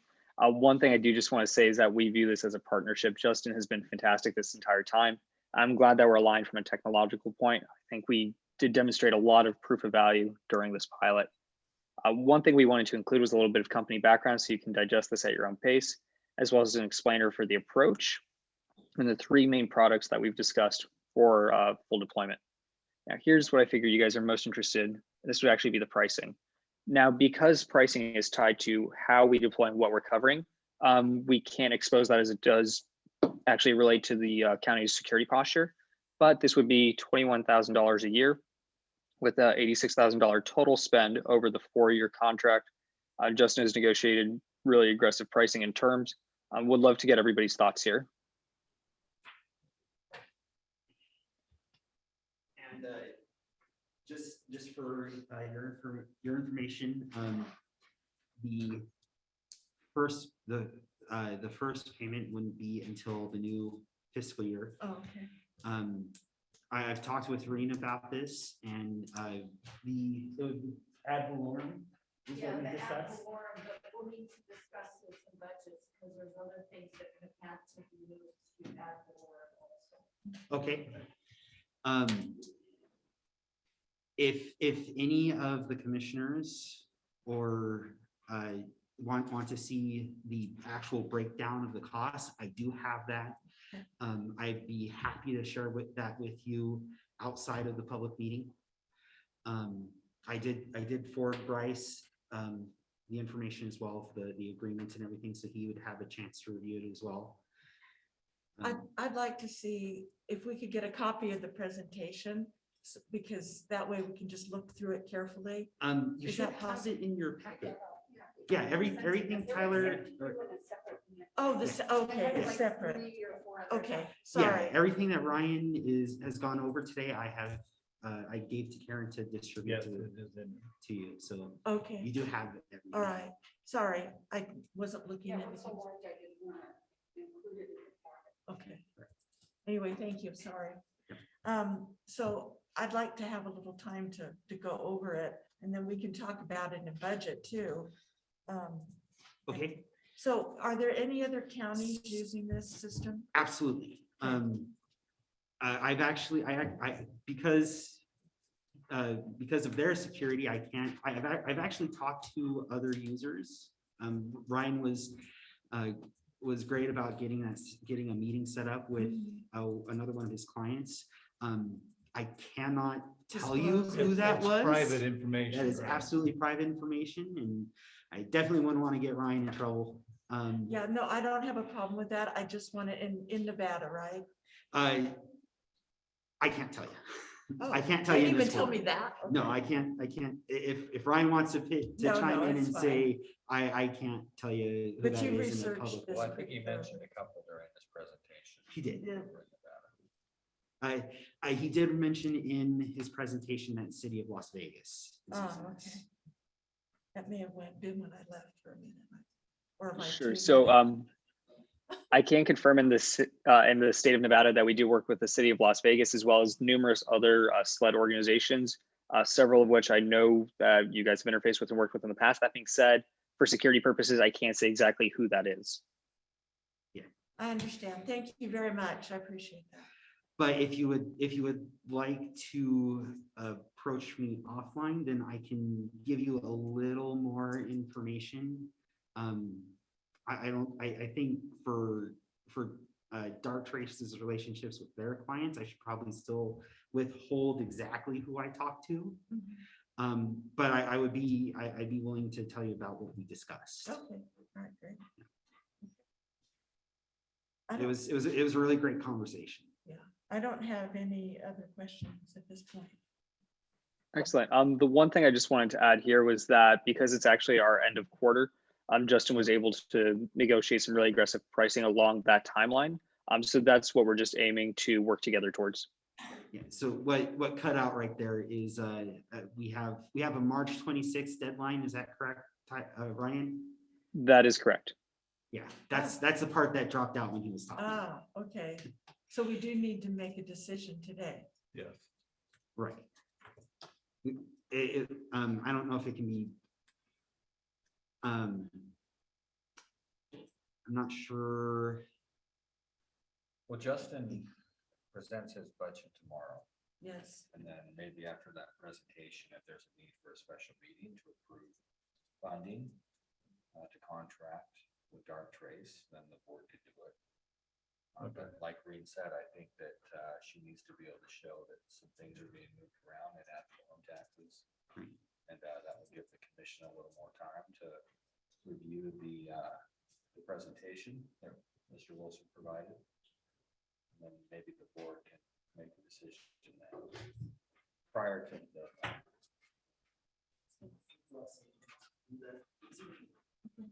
All right.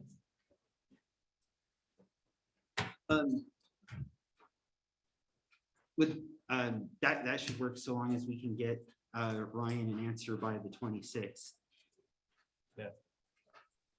Yep, that's correct. As long as we know where we're going by the 26th, that should be more than okay. Okay. All right. Thank you for your Perfect. presentation. Thank you. Absolutely. Thank you for your time. Do you have any questions for Tyler or myself before we drop off here? Thank you. All right. Thanks and take care, everybody. Thank you, Ryan.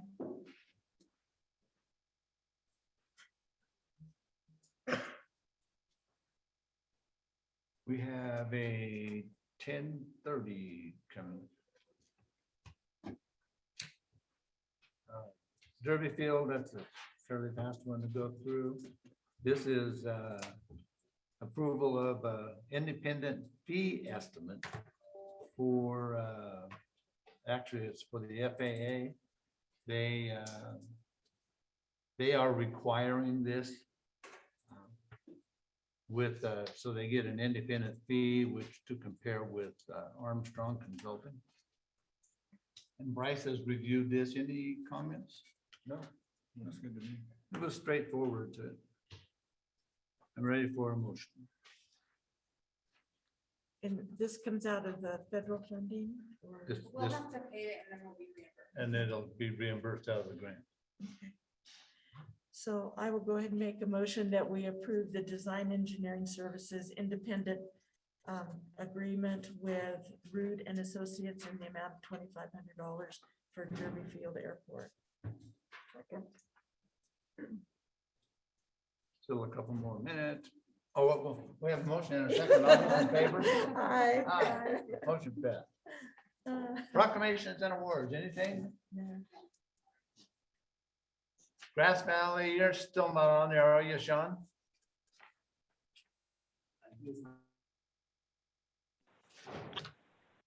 Yes, sir, I am still on. Oh, you are. Sorry, Sean.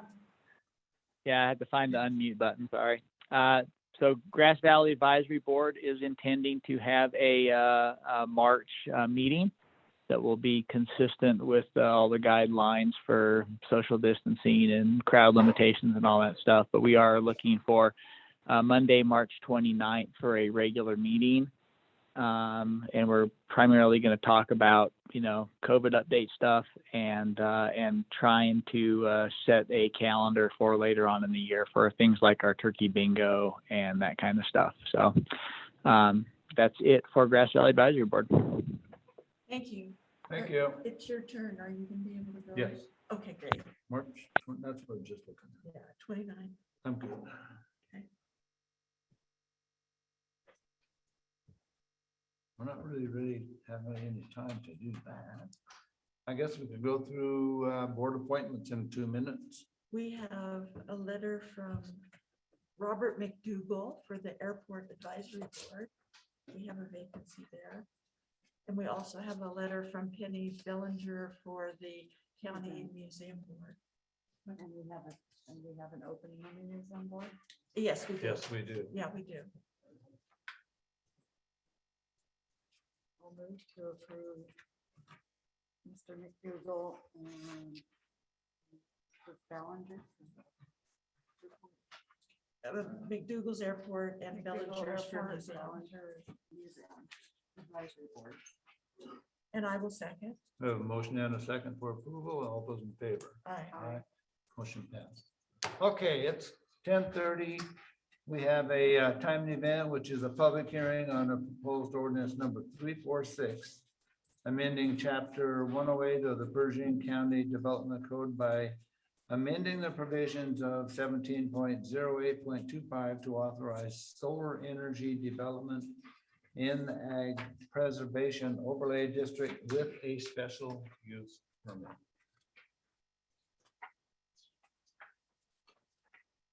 We did have a workshop two days ago on this and received some very good comments. And I know some of them were incorporated into it. Would you like to describe this? So one change that was made to the original draft that was published in the newspaper is found in subsection 2. It used to read that a bond in the amount of $10,000 per acre would be required of any solar developer. That's been changed to require that any application for a special use permit and before a special use permit can be granted, it has to be accompanied by a decommissioning plan. And that decommissioning plan would address essentially taking down all the solar panels and restoring the land that they affect back to its original state.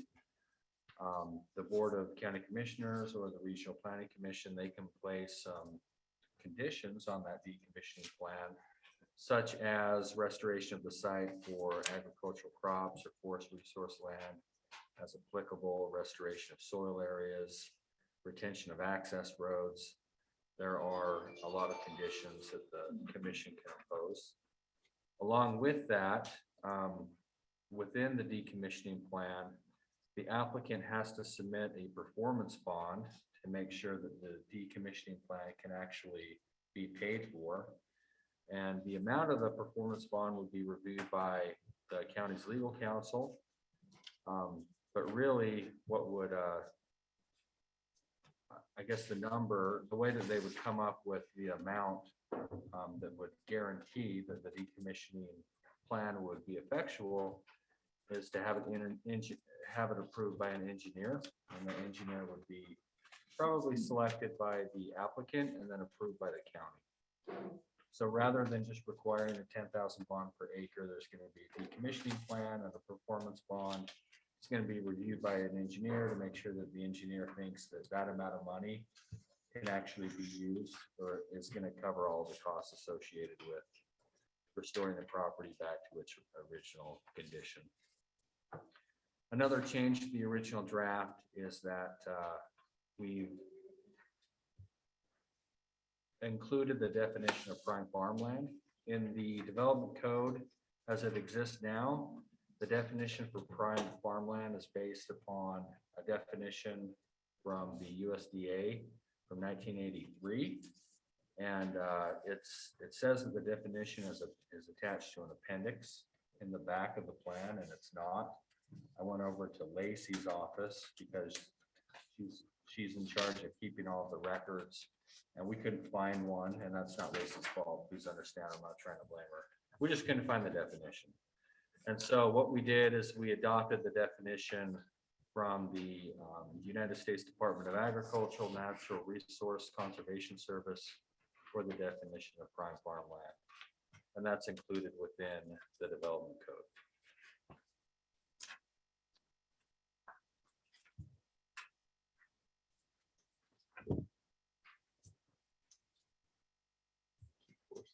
Yes. Oh, yeah. Sorry. Yeah. Just one little typo. And it's Bill 346, ordinance number 346, not 34. Comments? We had a lot of good comments on Monday at the workshop. It was suggested to do a possible rezoning. There was comments about additional solar projects and different concerns on the definition for prime farmland. I think this answers all the questions. I don't think it's a good idea personally to rezone. And that's because later on that property could be used for something else instead of reverting back to agriculture. And so I think this helps protect the ag preservation area and also moving the water rights in this case to a more productive land in the ag preserve makes good sense too. So I think the adjustments that have been made, and I appreciate everybody's comments. Sorry, my mask is. I appreciate everybody's comments on Monday. I mean, it was a great venue for hearing everyone's concerns. I don't know if you have any-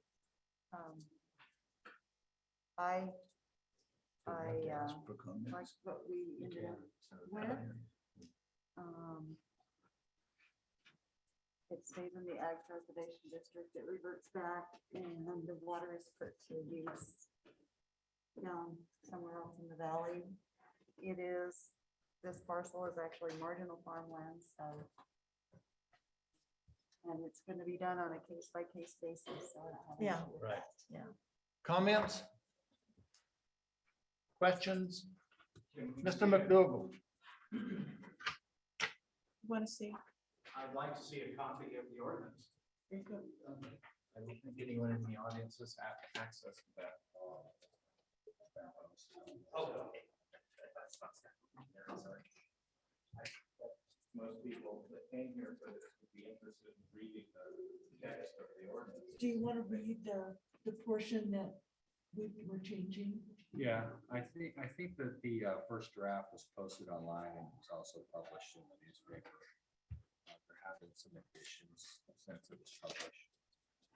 And you just went over those additions, right? Yeah, I mean, we can read them or go make copies if anyone's interested. Well, do you want me to read the? Yeah.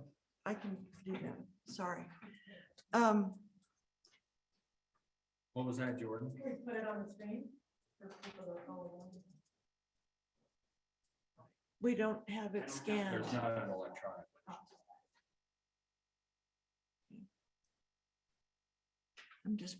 I don't have it highlighted. So, What are you looking for? yeah, I'm You want looking me to do here. it? Was there anything up here? Everything highlighted is already. Oh, thank you. Okay. All right. So one of the changes was changing it to commercial solar energy production. So I'm going to read from that section down. Commercial solar energy production subject to the following conditions without limitation. The development of occur on prime farmland, nor interfere with agricultural production on prime farmland. 2, all applications for a commercial solar energy system shall be accompanied by a decommissioning plan to be implemented upon abandonment and/or in conjunction with removal of the commercial solar energy system. Before beginning any decommissioning plan activities, the applicant must submit a performance bond in a form and amount satisfactory to the Pershing County District Attorney, which shall be based upon an estimate approved by an engineer satisfactory to the county, assuring the availability of adequate funds to restore the site to a useful, non-hazardous condition in accordance with the decommissioning plan prior to removal of a commercial solar energy system. A permit for removal activities shall be obtained from the Pershing County Building Department. The decommissioning plan shall include the following provisions without limitation. A, restoration of the surface grade and soil after removal of above ground structures and equipment. B, restoration of soil areas with native seed mixes and/or plant species suitable to the area, which shall not include any invasive species. C, retention of access roads, fences, gates, or buildings or buffer plantings as required at the discretion of the county. D, restoration of the site for agricultural crops or forest resource land as applicable. E, the disposal of all solid and hazardous waste shall be in accordance with all the local, state, and federal waste disposal regulations. F, an applicant of a commercial solar energy system comprising more than 10 acres shall provide a form of surety, either through escrow amount, bond, or otherwise, to cover the cost of removal in the event the county must remove the installation and remediate the landscape in the amount and form deemed to be reasonable by an engineer selected by the county. Such surety will not be required for municipal or state-owned facilities. The applicant of the facility shall submit a fully inclusive estimate of the cost associated with removal prepared by a professional engineer. And then the other section has to do with the definition of farmland. Prime farmland means all land which qualifies as prime farmland as defined by the United States Department of Agriculture, Natural Resources Conservation Service, to wit, land that has the best combination of physical and chemical characteristics for producing food, feed, forage, fiber, and oilseed crops, and is also available for these uses.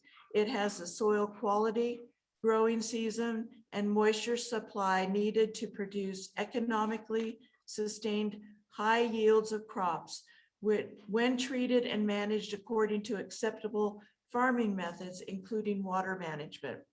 In general, prime farmlands have an adequate and dependable water supply from precipitation or irrigation, a favorable temperature and acidity or alkalinity, acceptable salt and sodium content, and few or no rocks. I'm laughing at the rocks part. They are permeable to water and air. Prime farmlands are not exclusively erodible or saturated with water for a long period of time, and they either do not flood frequently or are protected from flooding. And I believe that is everything. Did I get Can I that? make one suggestion? Yes. On sub 2 on subparagraph B2, instead of reading that the performance bond should be approved by the district attorney or the county's legal counsel. It should read, an amount satisfactory to the Pershing County Planning Commission or the Pershing County Commissioners. Instead of the district attorney. Right. And I'm thinking that Because, the county commissioners. well, because- these are gonna come in front of the planning commission. Right. Oh, okay. And if it's denied, then it would come up in front of this board of Right. appeal.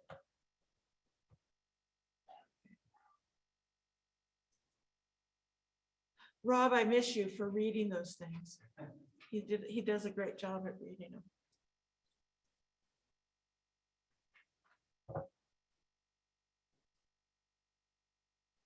Any other comments?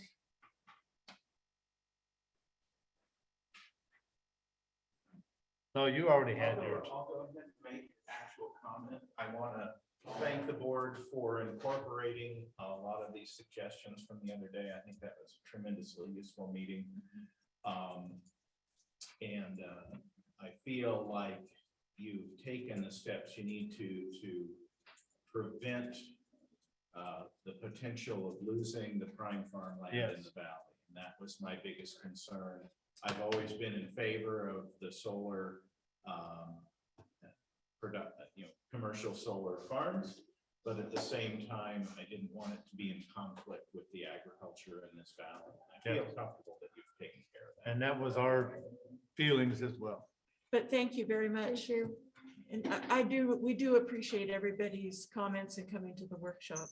Are you ready for a motion? Yes, I am. I will go ahead and make a motion that we approve Bill 346 as we've read and amended without one slight change. I will second. We have a motion and a second for approval. All those in favor? Aye. Aye. Aye, motion passed. Anyway, Thank you. everyone. Thank you. Thank you. We made you guys work hard for that. We'll be back. for a special permit.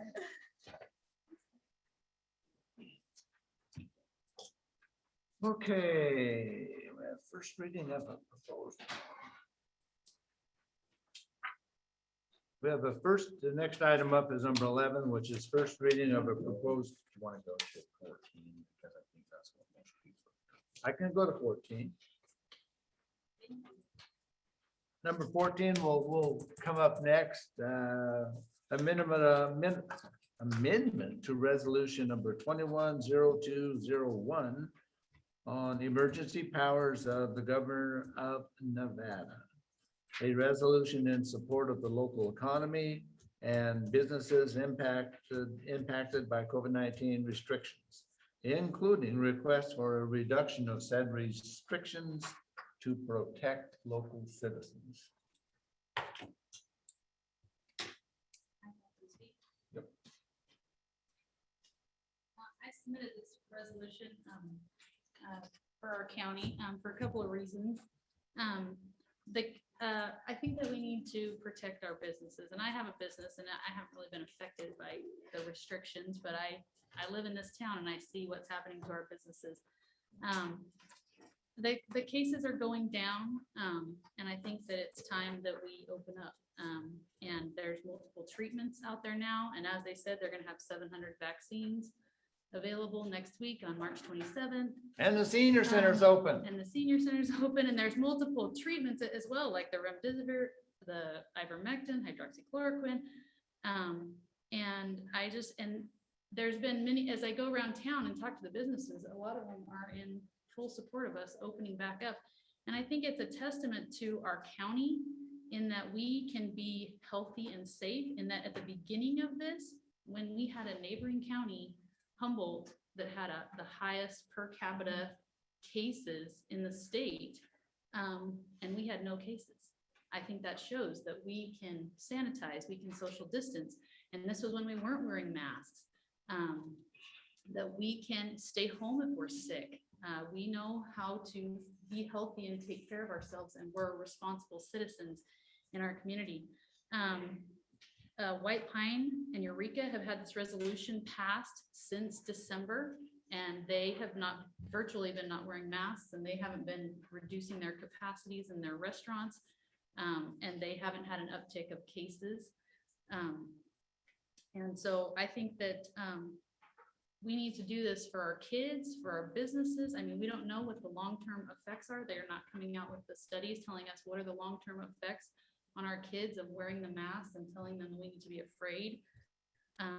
And data is coming out now. States that locked down are not any different than states that didn't lock down. You know, the numbers are, the cases are still the same, the deaths are the same. We're learning all this stuff, and I think it's time for us to stand up for our local businesses. And if we expect to attract business to our community, we have to let them know that we're a community that stands up for our businesses and we support businesses coming here. I got a quote from a business. She couldn't be here today because a lot of businesses are working today. I went around to several businesses and a lot of them said, you know, we're working in the middle of the day.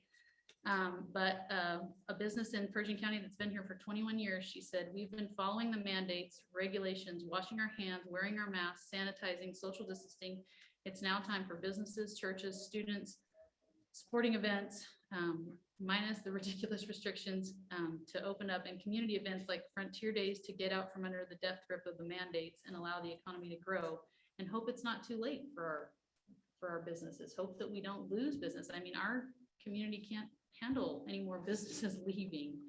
And it's scary for one person to have the power to destroy business just because of emergency directives. I think we need to be able to stand up. And she said it's terrifying. She's scared as a business owner being here for 21 years.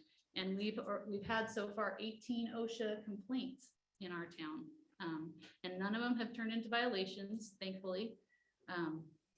That's a good thing, but White Pine and Eureka have had no OSHA complaints since the end of November. So I think we can at least, I mean, so basically people are complaining and nothing's coming of it, but it's still making our businesses scared. And so I think that we need to stand up for our businesses, and they're the ones who pay the taxes, and we don't want to run them off, because as I understand, it takes a lot of money to run this county. I heard a number of over 15 million the other day that says that's how much it costs us per year to run this county. And so we needed as many businesses as we can get in here. So that's just what I hope you'll consider as you'll make your decision. Thank you. Thank you. You have that resolution? I do. It's on, I think it's item number 14 in your packet.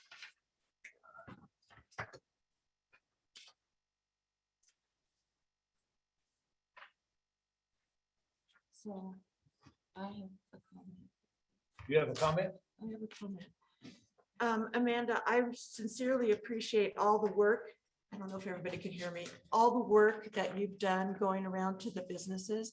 I know it's taken a lot of your time and effort, and it shows how much our community cares for one another, and we all care for our businesses. I mean, that's our livelihoods. Unfortunately, we don't have big businesses like some of the other counties do.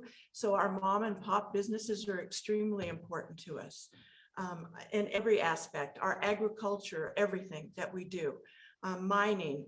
So I'm sure most of you are aware that the state is working on the transition of turning over to counties the authority on the mandates for the COVID going forward effective May 1st. I've been on a number of calls with NACO, which is the Nevada Association of County Organizations, and we have talked with other counties. We have a call specifically for Pershing County and a few other counties tomorrow at 10 o'clock, where we need to present to the governor's task force just basically where we are, what we're talking about. It's not our final plan. Our final plan has to be in April the 15th, and we will have to vote on that as a commission. But we need to continue to work with them. And one of the things that I'm concerned about is, yes, I'm all for the businesses. Yes, everybody has worked really hard, worn their masks and do all that. If we go in and we say we're going to open 100%, we're not going to wear masks, we're doing all of this initially, we're not going to be able to have the authority as a county to go ahead and do that transition.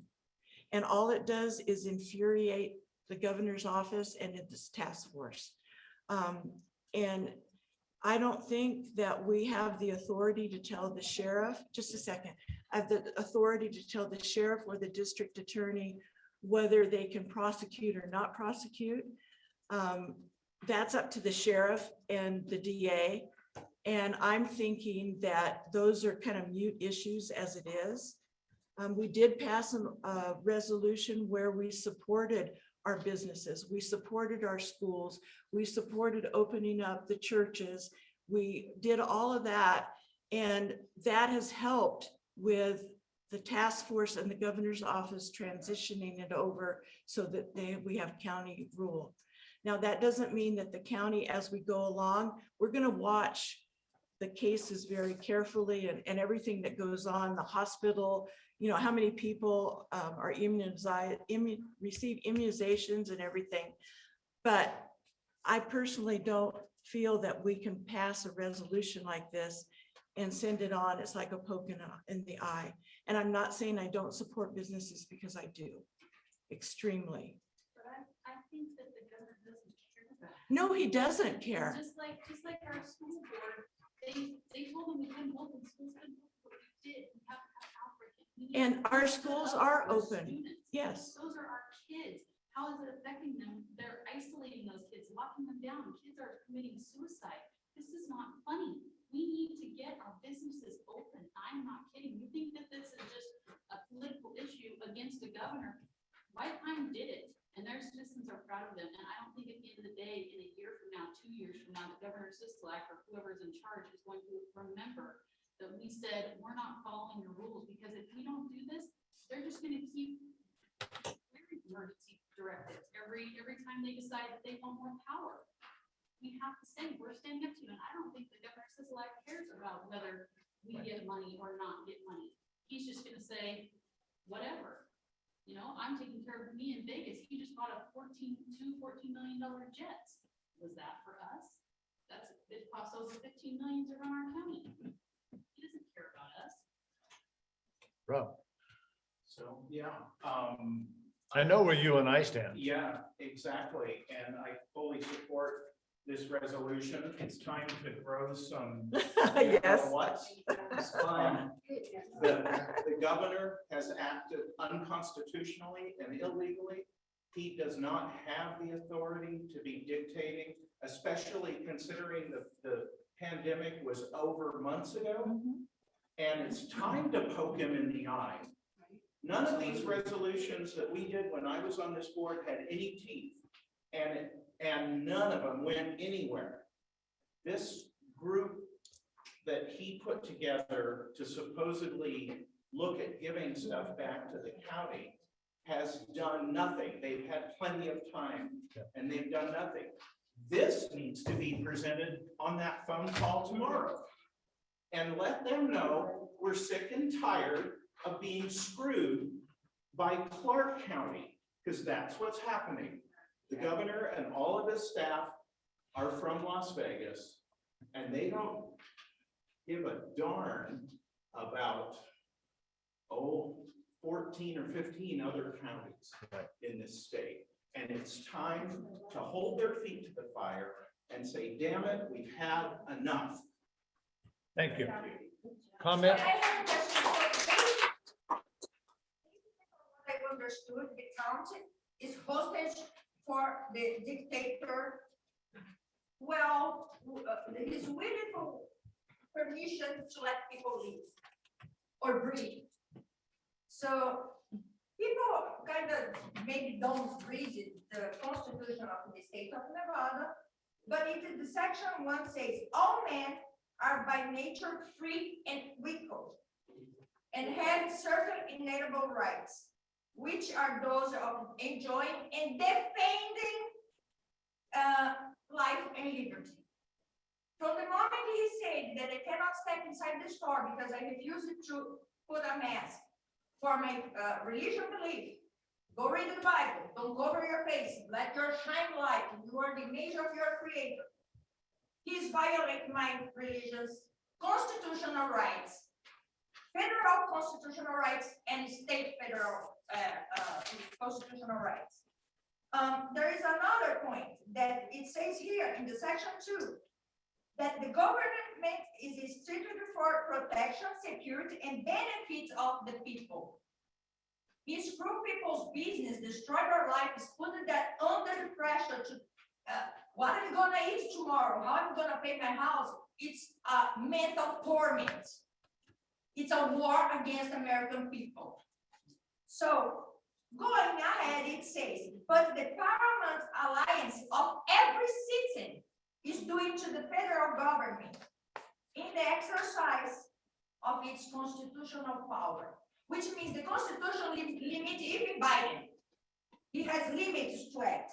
And the state of Nevada has a code that says that any private business is a public accommodation, which means this building, any store in this town is a public accommodation, which means they cannot discriminate if I'm black, white, mask, no mask, if I'm whatever. If I want to say I identify myself as a Pole, they have to respect me because I'm paying the same prices. The only moment a private business owner can kick someone out of the store is if I come in the store, our trading problem, harassment, disturbing the peace. If I cross that door in silence to get my goodie, my product, and going myself to the register, the owner has no business to kick me out. It's violation of my rights. Okay, thank you. Do you have another comment? Well, this says that the businesses, if a business like Safeway is a national chain, if they decide to still say, you have to wear a mask when you come into their business, businesses have it says in here, businesses have the right to refuse business to anyone. Yes. But if the business chooses not to wear the mask, then you can wear the mask or not wear the mask, whatever, it's up to the businesses. But we just need, what I'm saying is we need to get the businesses the freedoms that they need to run their business, especially in like the capacity and all that stuff. I mean, I don't know, some people don't want to wear the mask, whatever, but just to not live in fear of OSHA coming in. But the businesses, if they want to, they can still, enforce the social distancing if they want to. That's what this resolution is. I'm ready for a motion. Oh, somebody else? Mr. Young. I was shut down by this ordinance for about 2.5 months. I'm old enough, I could have retired, but I stayed open because I have 10 employees. They would have been out of work. Yes, they could have collected unemployment, but how long would that last? Yeah. And some of them have house payments, car payments, everything else. I disagree with you, Carol. I think you do have the right and the duty to vote for this and tell the government where to put it. 245 years ago, a bunch of colonists did that in Great Britain. I think what I said is I didn't feel that we had the right to tell the sheriff how to do their job or the district attorney. I didn't say that, yes, I'm concerned that if we open up everything and that's how we present it to the state, we're going to have major issues, whereas where we can handle it at the county level and do it and open things up as we go along very quickly and monitor. But I think that's something the Board of Health, which the commissioners are on, will need to come up with a plan. But as far as telling the sheriff and the district attorney, I don't know. I mean, I don't feel we have the legal right. It doesn't really say that. It says that the sheriff and the district attorney are required to enforce all local orders and regulations promulgated by the Pershing County Board of Health, including without limitation quarantine. That's just saying, Board of Health. And then it goes on to say a couple after that the sheriff shall be directed to use his discretion not to enforce or respond. We're not telling the sheriff to do anything, or at least by this resolution. And that district attorney shall be directed not to prosecute violations of the governor's emergency directives. And I think that you have emergency directive. How long does an emergency last? Yeah, right. I haven't think we exceeded that. And I'm in agreement with you. And there is legislation regarding that in the state legislature now to look at limiting those emergency powers. And I mean, I feel the same way you do about this. I'm just thinking it's not a good move at this time. I disagree. Yeah, and that's Can I express a We legal are, opinion? we will run our county the way we want. And I appreciate your opinion. I really do. The district attorney has a comment. So the Board of County Commissioners are going to make their decision, but I don't want anybody here to be laboring under the assumption that this is a law, or this is an ordinance, or that this has any legal effect whatsoever, because it doesn't. It's a political statement. It's a form of civil disobedience. It doesn't have any legal effect. Counties only have as much authority as counties are political subdivisions. They exist because a state created them. Essentially, they're a tax district, a tax organization. That's what a county is. County commissioners do not have the legal authority to tell the sheriff to use his discretion not to enforce a law. They don't have the authority to tell the district attorney's office to use their discretion not to prosecute cases, because the governor's authority doesn't come from the sheriff's authority does not come from the county. It comes from the state of Nevada. It comes from the Nevada revised statutes. Same with the district attorney's office. The county, they can pass whatever resolutions they would like, but again, I'll reiterate, they don't have a legal effect. All right, and so if the board decides that they want to pass this, fantastic. Okay, it's passed it, but it's a political statement.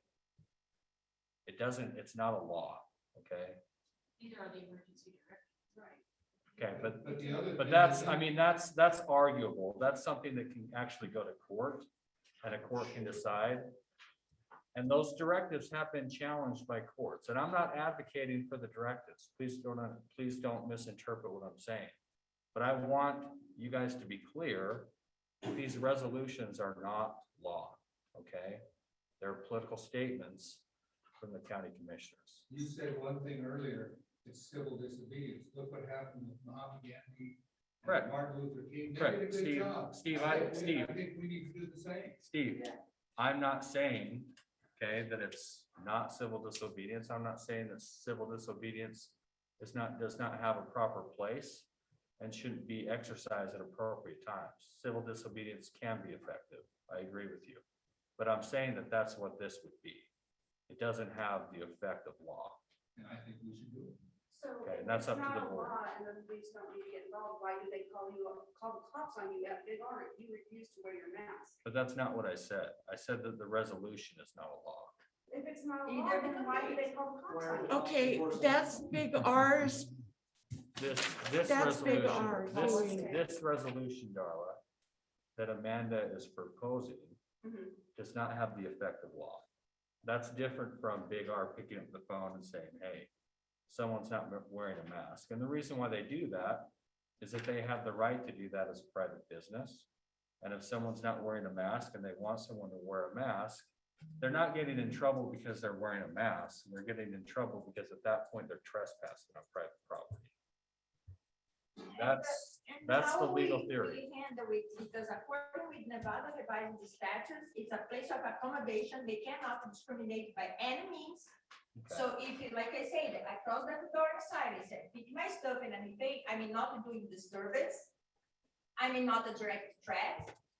That dude cannot force me to wear a mask because he's practicing medicine without license, which means he's breaking the So law. I'm He's happy, harassing people. I'm happy to talk about what places of public accommodation are and what discrimination laws apply, but I'm not gonna do it in a public meeting right now. If you'd like to talk about it afterwards. He's violating laws and rights, Okay. and they are fighting each So other. I think that Commissioner Rackley had asked for a motion, but I Yes. wanted to weigh in because I do advise the board, and I've advised the board that this type of resolution is not a law, and it does not have a legal impact, and it's pure political protest. That's it. Okay, again, I'm calling for a motion. I would like to say something first. Go ahead. Do what? She wants to say something. Okay. I'm in agreement with this because I really don't think we are supposed to submit our plan to the state. And pretty much the governor's office probably will not approve our opening plan, which they already haven't approved Humboldt counties. What more can we do? Yeah. What more can any of these 15 counties do to get the governor to let us open up? At least something like this, maybe he'll take some notice. So I've been privileged to some calls lately where we have been talking about this, and Humboldt is going to resubmit their plan, and their plan is fine. The OSHA was on the call. OSHA will only respond if someone's making a complaint because they're required to do that by law. So it's not like they're just going to go around surfing and looking and seeing what you're doing, but they will respond. If you have a customer or just anybody that has a complaint and files it with them, they are required by law to respond.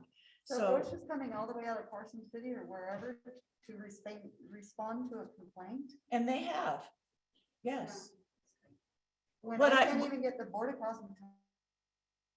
Then regarding gaming, gaming will be determined by the Board of Gaming. So whatever plan the county comes up with will not have any impact on gaming. And I don't know what gaming's working on, Diane, Well, can I seriously. tell you that if my landlord was not an awesome guy that he is and split my rent in half, I would be closed. I would have been closed in October because I was not making it at all. I couldn't afford to do all my utilities, all my licensing and pay all the supplies that I need. I'm sure Shayla knows. And then, so they cut us down to where we can only have, we double book sometimes. We'll have somebody having a color at the same time we're doing nails. We're not even allowed to do that, which is ridiculous because you can go in another salon in Reno to have 5 people giving pedicures at once. But because it's only us in there, we're not allowed to have more than 1 person at a time in it. It's stupid. And I don't see how we can't change our stuff if other states are doing it. I have more of a procedural question. Bryce, this might be better directed at you, but I'm kind of unaffected by this because I'm ruled by gaming, so it doesn't really matter what the county does, but I'm here to support everybody in the town. And if we're talking about 15 counties, and we're talking about directives that aren't really laws, we're talking about proposing ordinances that are just political statements. Carol, you said that there's supposed to be some kind of meeting coming up, and the state's supposed to make some kind of rulings coming up soon about allowing people to open up.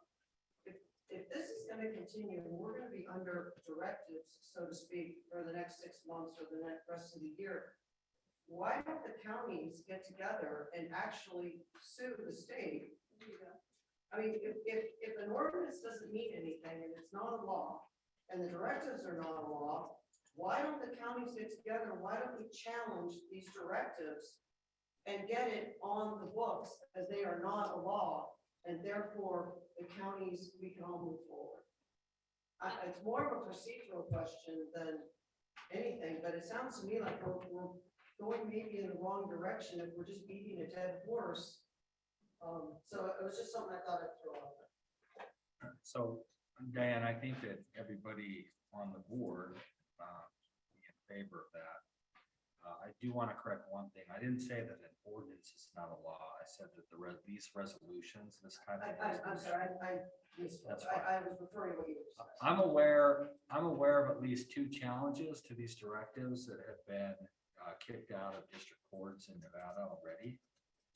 So, I think it's probably worth exploring, but I'm not going to talk about litigation matters during an open meeting. But other counties have had the idea, private businesses have had the idea, but so far they've been unsuccessful.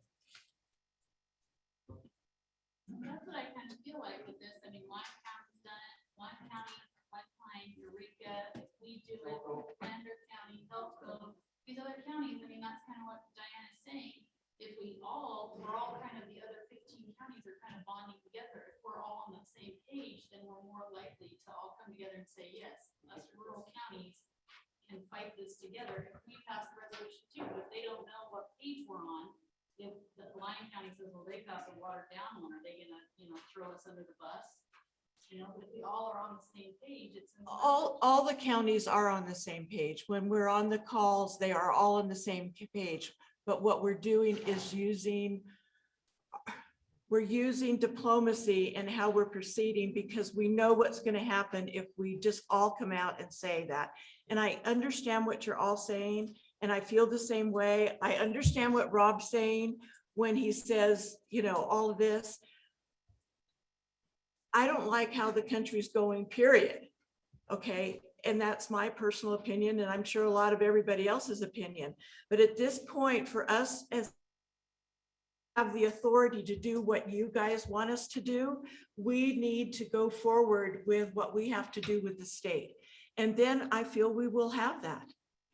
And passing this is not going to help us. You're gonna ride the diplomacy bus right into the grave. Well, whatever, that's fine. I'm just, that's fine. So I had called for a motion, and Shayla, you had a question. Are you ready for a motion? I'll move to approve the resolution. Do we approve the resolution? I'm not seconding. I second the motion most heartily. We have a motion and a second. Commissioner Schenk didn't vote. All those in favor of the motion? Aye. Aye. I get to state in the minutes that the reason I voted no is because of the reasons I gave, you know, prior. And I do appreciate everybody, and I appreciate your work, I Amanda. want my rights back. That's fine. I don't have a problem at all. Okay, thank you. So now going back to item 11. Proposed ordinance amending chapter 1306 of the Pershing County Code relating to making changes to. Really, I just. And I don't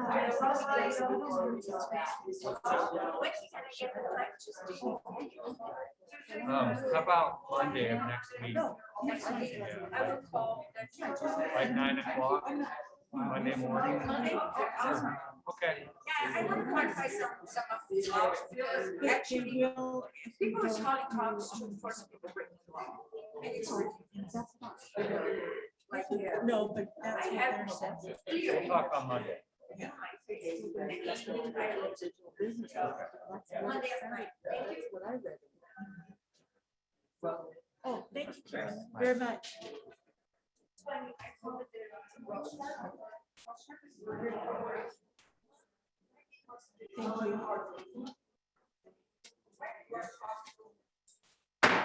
Cleared the room. Yes. Okay, going back to item number 11. We're all gone. First reading of proposed ordinance amending chapter 1306 of the Pershing County Code relating to making changes to landfill fees. And they all left. I know. Aren't you glad that we did item 14? Yeah. I'm glad. We still try. Good job.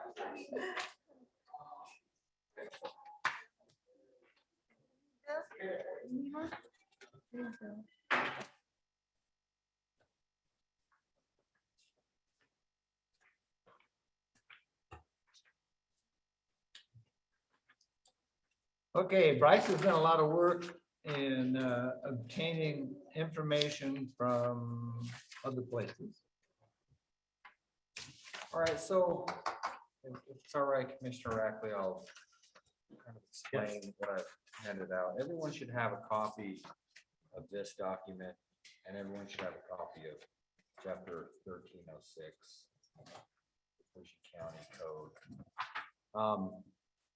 I wanted the board to get an idea of maybe what some nearby counties are doing, and I think that they're in similar situations that we are. Humboldt County is obviously bigger, and they probably have a larger tax base, but Mineral County is a little smaller than us, and they have a smaller tax base. Mineral County's base of assessment, their ordinance is about 2 pages, and their base assessment rate, as you can see, It encompasses residential and it encompasses businesses, and they all pay the exact same rate, which is different from how Pershing County and Humboldt counties do it. You're not gonna find that electronic. Oh, you have it. Yeah, she sent it out separately. They charge $12 per month for businesses and residences in the Hawthorne area. And then in Walker Lake, is it Mina or Mina? Mina and Lunning. Lunning. No, see? Listen, You can't move my I've always called it Looney. And then I was corrected by a Mineral County person. And Really? they said it's Lunny. From a Mineral County Yes. person. They must be Yes. new to Mineral County. And I was like, that's not how the use pronounced. But anyway, looning, I'll just go back to how I used to say it. Looning areas, they charge $13. And the reason why they pay $1 more than the people in Hawthorne is because they have a transfer site out there. Pershing County has 2 transfer sites, one in Grass Valley and one in the Imlay area. Those folks pay the same assessment that the folks do in Lovelock who are using the landfill. I wanted to just let the commissioners know that, you know, there is the option out there, charging a little more for transfer site. It would make sense because the county actually has to contract with a private entity to come up and clean up the transfer site and dump those big bins. So that's an option there. And then I provided Humboldt counties because it gives the board an idea of what Humboldt County actually charges for its assessments. You can see that for its residential use assessment, they did a graduated increase over the course of 3 years, excuse me. And they ended with a maximum amount of $6.50 per month. And that's 50%, that's significantly lower than what Pershing County charges.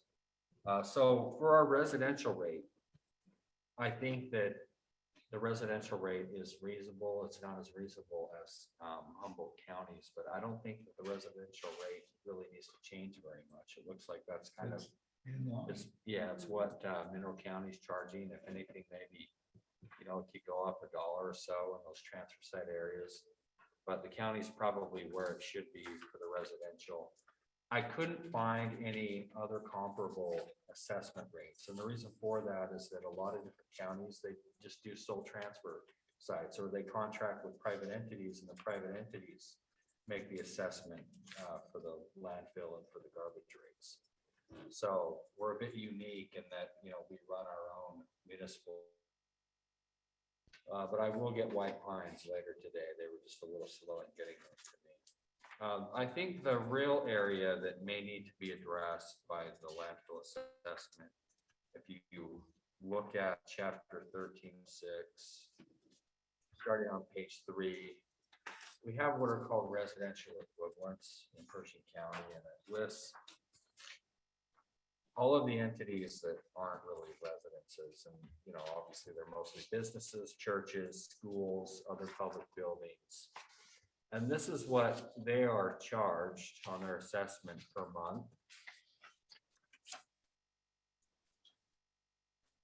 And you can see that, for example, you know, a mini mart, they would be charged $2 a month. A mobile home on a residential parcel is charged $1 per month. I found one that was a campground per space is 25 cents per month. So it probably costs more to assess that than it does to collect. Yeah. Probably costs more collecting it than it does to take care of the garbage. A car wash is $1 per month, $2 per month. If they have multiple uses on these residential equivalents, then it adds up.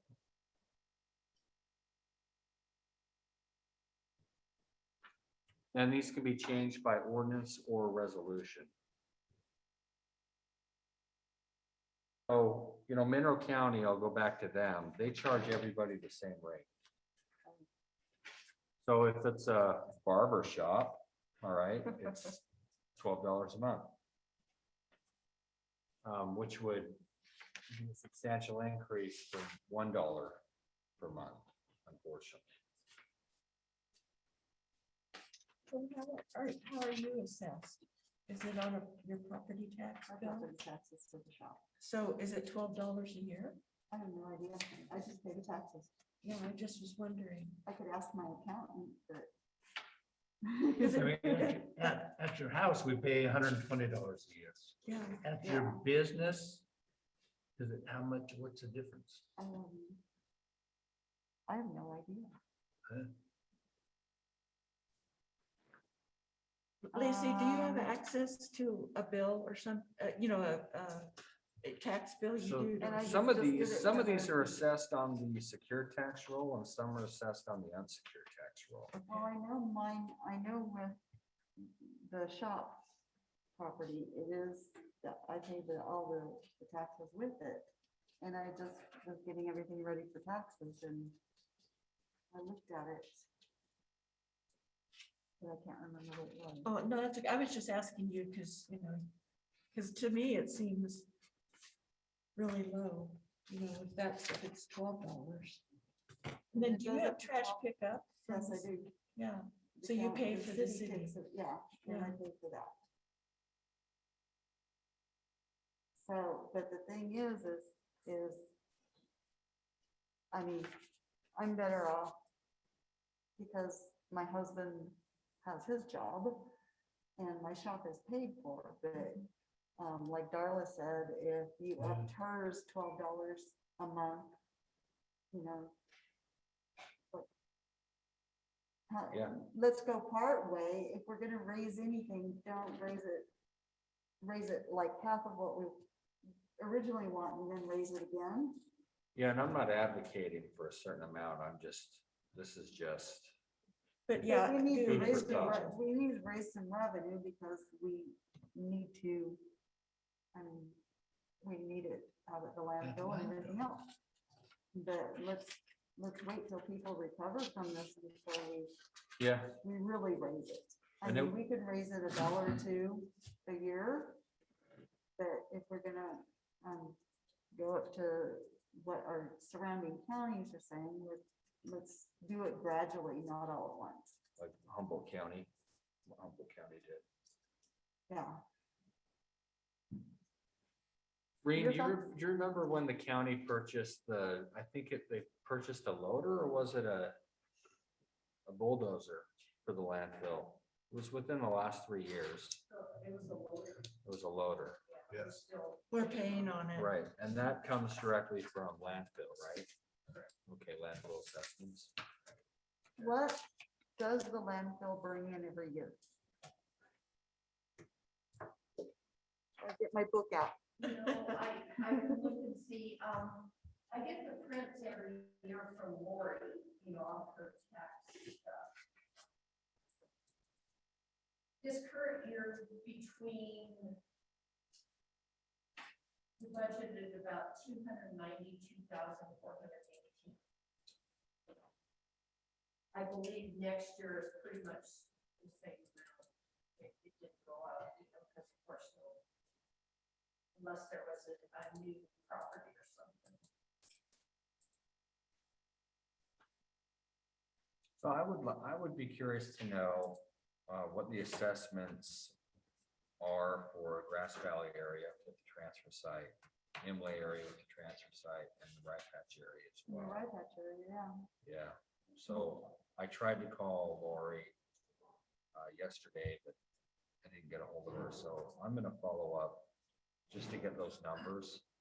Well, And then compare how much comes in from assessments on those areas to what the county's paying for its contract. Yes. After our last meeting, she did send out through Karen a list, and you can tell by the names, Right. the parcels, and I just didn't count them up yet. Okay. She said there was 1,700, but when you go through that list, it seems like it's more than 17. Now, like I said, I didn't, but I can tell from the names, some of them, like what sections are Imlay and Buena Vista Valley and then of course Grass Valley.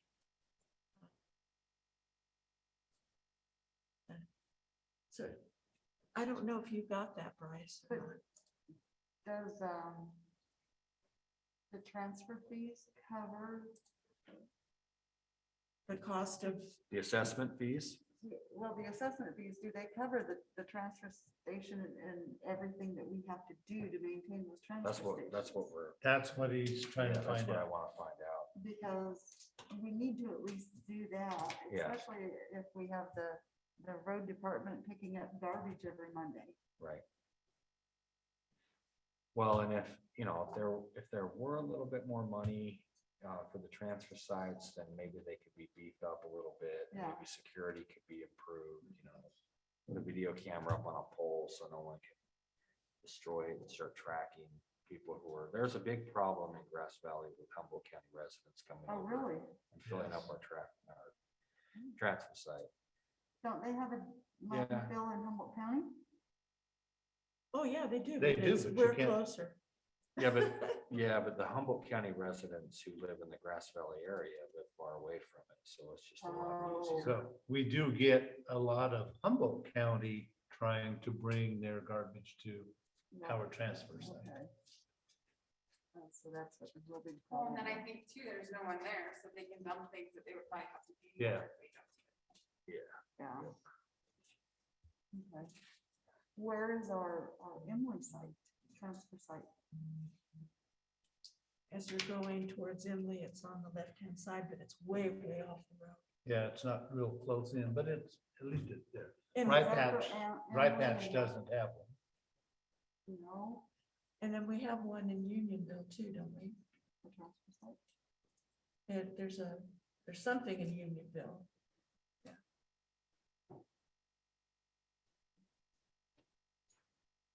Okay, so we'll go get some more information on that. We'll just, I just put down further info needed. All right, so just to clarify, you want me to take a look at these transfer sites and make sure that we're at least covering our costs?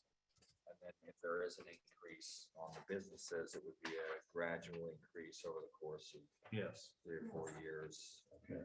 So do we want to introduce it at this time? No. Just wait Yeah, we've got until- nothing to really okay. introduce.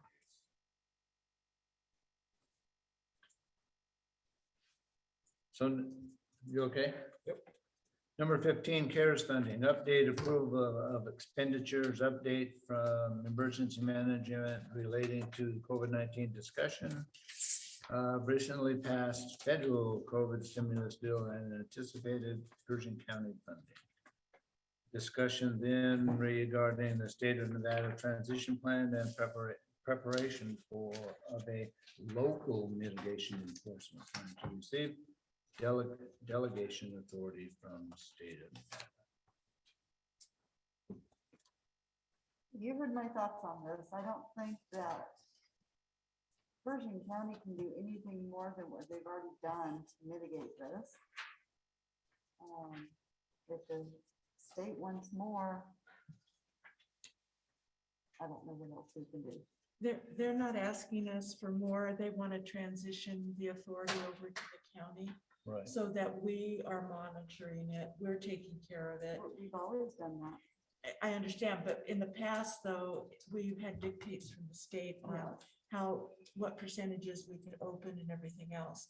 And so that's what the phone calls are about, so they can transition that, so that if our rate stayed at 0, like it was in the beginning, we could simply say, yes, we're open. But we would have the authority to do that ourselves, not initially going in, because if we initially approach this, that we're gonna open 100%, that just sends up too many red Yeah. flags for them. But let's say we say we're gonna continue what?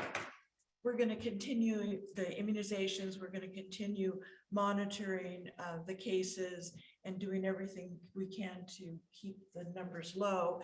And then we also have, our numbers were increased by the president tremendously, which shouldn't be in our numbers No, at it all. But if we approach it that way, then yes, they will transition over, and then we can, as we look at it, go and say, okay, we're doing really well. We want to open up 80%. We want to open 100%, whatever we want to do. And what my proposal is, because commissioners sit on the Board of Health, is that the Board of Health actually work on that plan, because it includes, we need to partner with the school districts And the Department of Health, which is represented through our community health nurse and everyone. The commissioners have to be involved, our emergency manager has to be involved. All those in the hospital, all of those entities participate on the Board of Health. But we've already done this to mitigate the problem. Yeah, but what the governor is asking for, all right? I'm sorry for interjecting. No, I'm glad you are They're because just- I'm not doing well. The governor's obviously. office wants to see what types of restrictions or lack of restrictions Pershing County is going to have in place. That's it. Well, if we continue to do That's all we have to tell them. And that's all what we we have. are doing. Right, and that's, and. I and mean, if- we're and not if just that's- and throwing if it all that's- off. If that's what the plan is, then it just needs to be articulated in a document. It just needs to be expressed in a So document. doesn't that involve the school district already? Doesn't it involve the county Yes. health nurse already, Yes. emergency management? Yes. Right. Okay, so we're ready to just put it together and submit it? I think so, but it should probably be done in a formal meeting of the Board of Health. They have a template. So there's, what, 3 county commissioners on the Board of Health, and then Dr. Van Gelder acts as the chair of that board. Yeah, and the sheriff's on that board as well, and so I'm sure that everybody can put their heads together and come up with a plan. And if there are more concerned entities involved, like the school district or perhaps the hospital, then they should be invited to the meeting and be able to express their opinion. So, I think it could probably be done in 1 or 2 meetings. Well, it has to be done before April 15th. Okay. And we have a Board of Health meeting on the first meeting in April. April 7th, and Seventh. I won't be here for the 21st meeting. Yeah, well, I'll be on that's Zoom. too late anyway for what they want. But we also have to actually have them sign off on the plan. Sure. The school district, so superintendent would sign off, the Department of Health would sign off. And I think those are the only other 2 signatures besides the commissioners Okay. that have to be So done. the school district meets on, The third Monday? which is the 8th, the 19th. So, you may have to talk to Russell I about. think, doesn't it just need the superintendent? I think that's all it Not needs. the Yeah, trustees? but I mean, usually the superintendent, he's gonna seek approval for the board. I don't know. No, he just Not signs for it. stuff like that. He Then doesn't have to says, seek yeah. board approval. Okay. It's just his. Yeah, because he's the administrator. Like that. So tomorrow there is at 10 o'clock. I can't find it because I got too many papers, but there are 5 counties that need to do their presentations. And Pershing County is one of them. So there needs to be someone that does the presentation of what we're going to do. And I listened in yesterday to everything that they talked about and what the other counties are doing, which is basically what they're doing now. And they're just going to put it in a plan form. There were some good questions that were asked about enforcement and other things, but we're all trying not to push the buttons too much on this. Which I just did. Yeah, well, it's okay. I'm okay with that, and I understand perfectly, and I would have voted in favor of it, except that I've been on these other calls and stuff, and I'm concerned is all. But, it's fine. So we need to select a person to be on that call tomorrow. And it should probably be a commissioner. Don't we have budgets tomorrow? Yes, and so whoever is doing it will have to excuse themselves just for that. The call lasted totally an hour and a half, but they can move us up. So they start at 10, they just do approval of their minutes, public comment, and then they start in. How about if you do it because you're. Well, it's up to. I saw, I got that email too, and my comment was, I already have another meeting scheduled for that time. Okay, so I can do it if you'd like, but that's up to the board, onward. And you know what, I'm basically gonna say is we're gonna continue to do what we're doing. That's not telling them the final plan. This is just giving them a hint of where we're going Yeah. and what direction. And that works for me. Is that okay with you or? Yep, that's great. Thank you. You're welcome. Okay, number 16, appointment. Oh, before you go on, the Recovery Act that was passed, the county will be receiving 1.3 million that needs to be paid or needs to be spent before December of 2024. I still don't have all the data on exactly how we can spend it. Yeah. I don't think it's as restricted as the other CARES funding because the counties, NACO at the national level and the state level, we're working on revenue assistance. What did we get last time? Last time we got 894,000. more. It's more. The city, I saw one printout where the city gets like two, is it 1.6? Well, one of them I saw it was like 2.4, but is it 1.6? Okay, so they're getting all that money. And I thought, they can help us The out. city of Weymouth is getting like $6 million. Wow. Yeah. Yeah. a lot. And I heard there was. Yeah, swimming pool, Small rural counties. Indoor. indoor swimming pool. So I'm sorry, that's. For the high dive. Las Vegas needs more than we do. That odd. Yeah, why not? Okay. Appointment of a commissioner representative of Pershing County on the Intergovernmental Executive Committee for the purpose of exchanging view, information, and advice relating to the management of the natural and cultural resources of the land withdrawn by the National Defense Authorization Act of fiscal year 2021.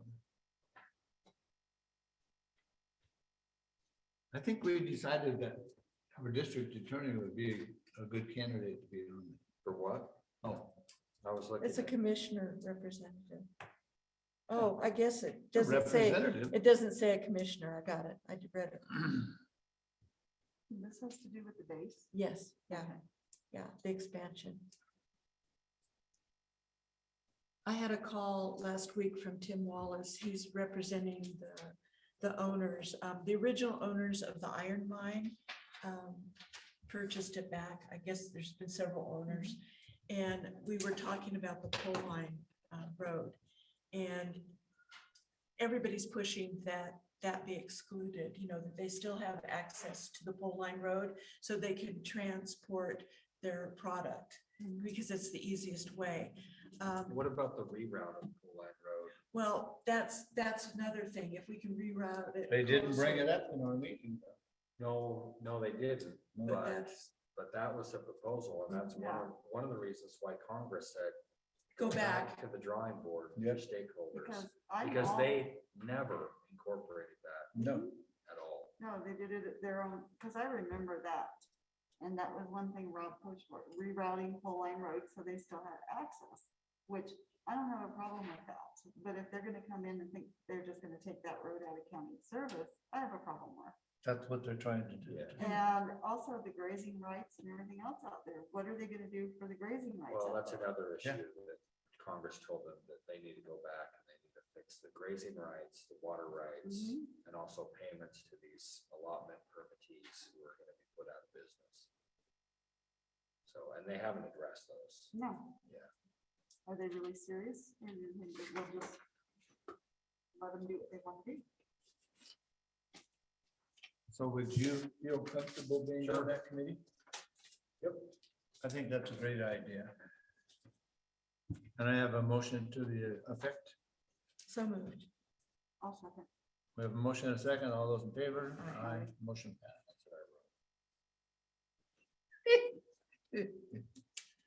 Okay, Community Development Block Grant Coronavirus Funds Grant Round 2.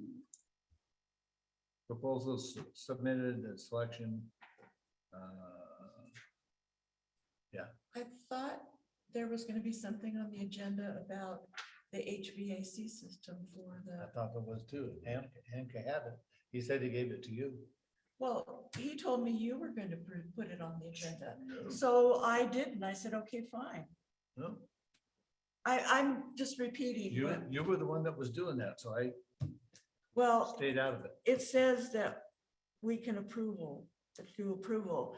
And so there's about 30 We have $39,000. That portion can be spent for the HVAC system and filtering system. And then we don't know what the power pole upgrades are gonna cost, but this can't be spent before July 1st of this new fiscal year. So in the capital improvements, when we worked, we put 60,000 towards that. So we could work towards getting quotes for the power pole, the electrical, whatever has to be done beyond the HVAC. But we can, but still HVAC could go under. Yes, and we could approve going ahead with that. Yes, And that would be my recommendation. And then, it's really needed, believe me. and then Grant we have to submit something by March 24th or some date real Right. soon. And then the grant itself has to be done. So Karen has to actually do some of it because she is one of the CDBG representatives, her and Heidi. They're authorized to do that. So I can work with Karen if you want me to, or you can work with Karen, however you want to do this. But we gotta do what? It's not up to me to write the grant. The only thing that I have to do for Heidi is administer. Who writes the application? But there's something that you have to sign off on according to What's her. the application? Yeah. Well, actually, the application has to be signed by a Christian, but Well, by the church. So is this an application that's already prepared and we can fill in as needed? they have a format and we can do that. We have to go on Zoom and do it. Hmm. So what we would need to approve right now is going forward with the HVA system for the senior center and using CDBG round 2 funding for I that. want to do that. I'll second. And do you want me to work with, I don't know why I'm volunteering. Do you want me to work with it and get it done, whatever we have to do? Yes. Thanks. Thank you, Carol. I don't type. Oh, I don't type. Well, and I'll work with Jessica Sanders is her name and make sure we do whatever. And we might need a letter or something signed by the chair or whatever. So who made the motion? Larry? I can't make a motion. You have to do it. Can. Well, do you want to make the motion? I'll make the motion. And I'll second. We have a motion and a second. All those in favor? Aye. Aye, motion passed. Uh, Cool. I was hoping I'd get out of that one. I don't think. Litigation meeting, I really don't type. Okay. no litigation. How about a report from legal counsel? No, I don't have anything to report. Update on the legislative matters, the process, the BDRs. There are a lot of them out there and some of them are really bad. On Monday was the last date for them to submit a Then they, bill. yeah, but then they made a motion to Extend change it. that. They extended the deadline so they could get AB 286 in, and they brought that in so that it would be entered in, and that's the one regarding gun control. And it's a bad bill, it really is. It sounds wonderful, and it's from a legislator that was involved in the Las Vegas shooting. They were present. AB 286. 286. I'll look it up. And what it is, it's restricting any guns in even concealed carry, shopping malls, theaters, any churches, any public area. And what that does is just take defenses away from law-abiding citizens like- because the criminals aren't going Yeah, to they abide don't by it. abide by those, just like schools, that, you know, Yeah. those are where the most shootings are. Right. You have to have permission from the owner in order to carry in one of those places. So, you know, you couldn't just go to a mall and shop and then have a concealed carry. There have been instances where people have stopped major shootings because They have a Yes. concealed carry. weapon. Yes, Yeah. they have. Yeah. So anyway, that's just part of the bill, but that's just one of them. And then there's the innovation zones, which is another really bad bill. Oh, That's where these tech firms can come in and create their county within a county. And at least there's some people standing up against that. Yeah, but the governor's And- really and- pushing. Oh, yeah, governor's he pushing is. it, And I actually talked with she's with Burning Man. Marnie Marnie.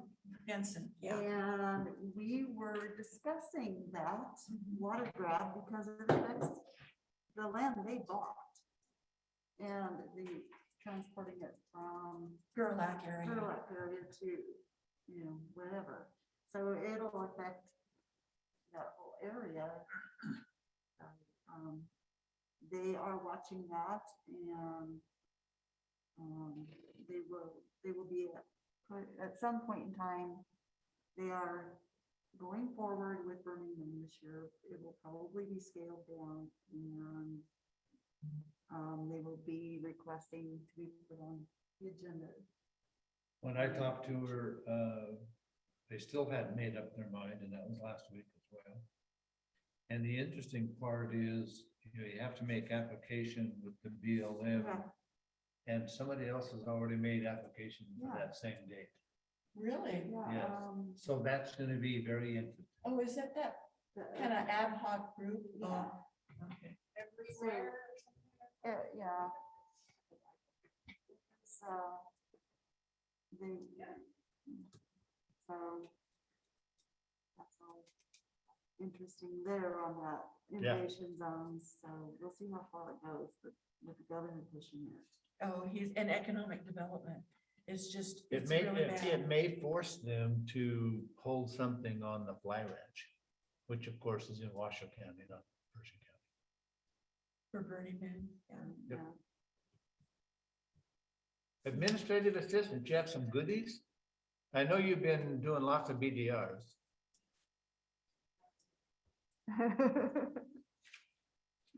Items for future agendas.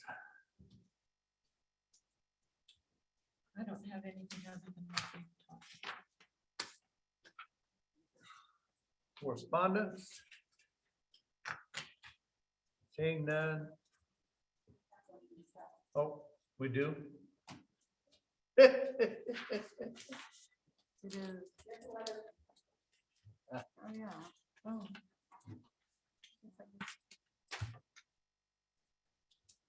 Matters of the board for discussion.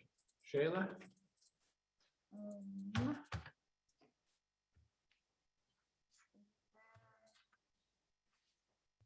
Talking to Marty. That was about all. Heidi's working hard, covering a lot for me because I can't make it every economic development meeting they have. And have a real job. but I'm sure you meet with her outside and catch up and stuff, yeah. Sometimes that's all you can do. Yeah.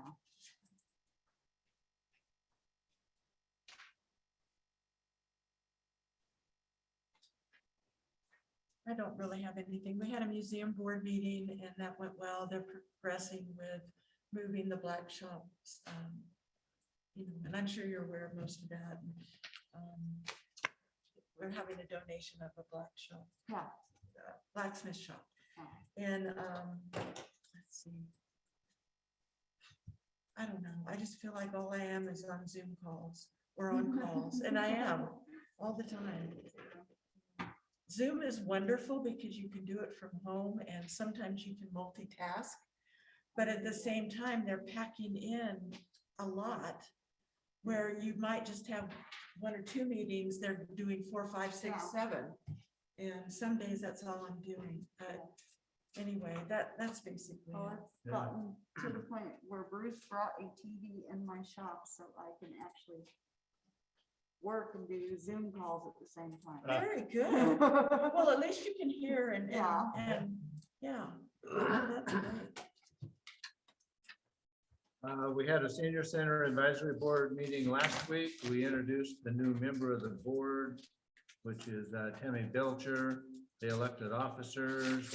We introduced the new director. A couple other discussions. One is we have a condenser unit issue in the walk-in freezer. So we are working on how to resolve that. I've asked the state if there's funding available and they'll get back to me. They haven't yet. We do have a price, a big number. And I asked Reen what we should do. Her comment back was the gift fund has lots of money in it. Take it out of there. Myself, I don't think that's the right place. People donate money to that fund to be used by the seniors, not for the building. So may I interrupt your train of thought? The condenser, that's like for a freezer or refrigerator or something? Yeah. How much is it? Almost $11,000. Why can't we take that out of CARES fund?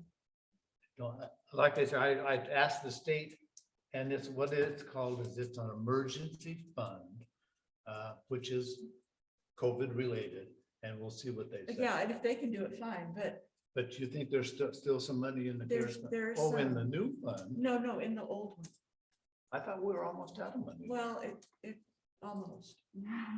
I don't want to. Several pending. Yeah, there are several that are pending not things, done yet. but we might have. Okay, them so in. if I don't hear from the state berries, what I'm afraid of is when it starts getting warm, that thing's gonna quit. Well, you lose the food, right? Oh, you lose everything in it. Yeah. Yeah. And that's, yeah. that Hopefully has to they go come from the- through and say, yes, there's state care funds available to pay just for that. That would be awesome. And we'll see. Okay, I'm sorry. No, My last question on the senior center, is there gonna be breakfast this Friday? Is what?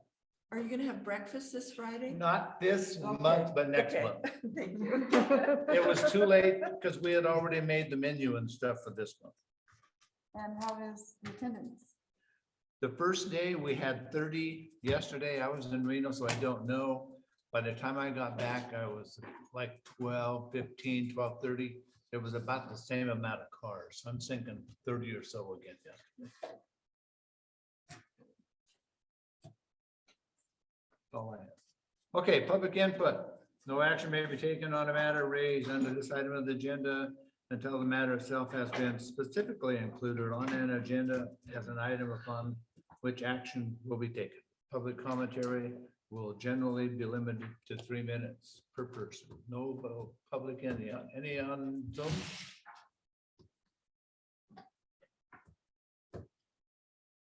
No. Okay, They had enough, right? You can so have we one. are in recess for approval of You might vouchers. want it for your budget. Right after I go down.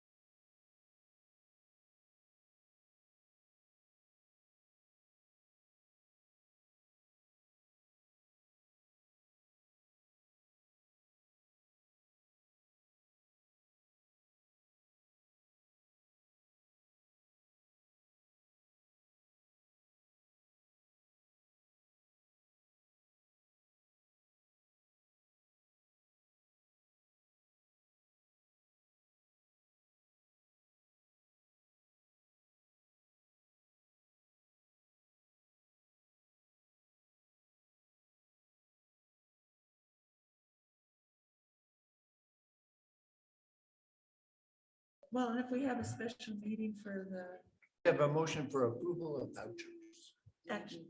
actually, we had, it was, yeah. it was fine. I'm sorry. I have a motion for approval of vouchers. I'll make that motion. And I will second. We have a motion and a second. All those in favor? Aye. Aye. Meeting adjourned. Ah. Green, I have to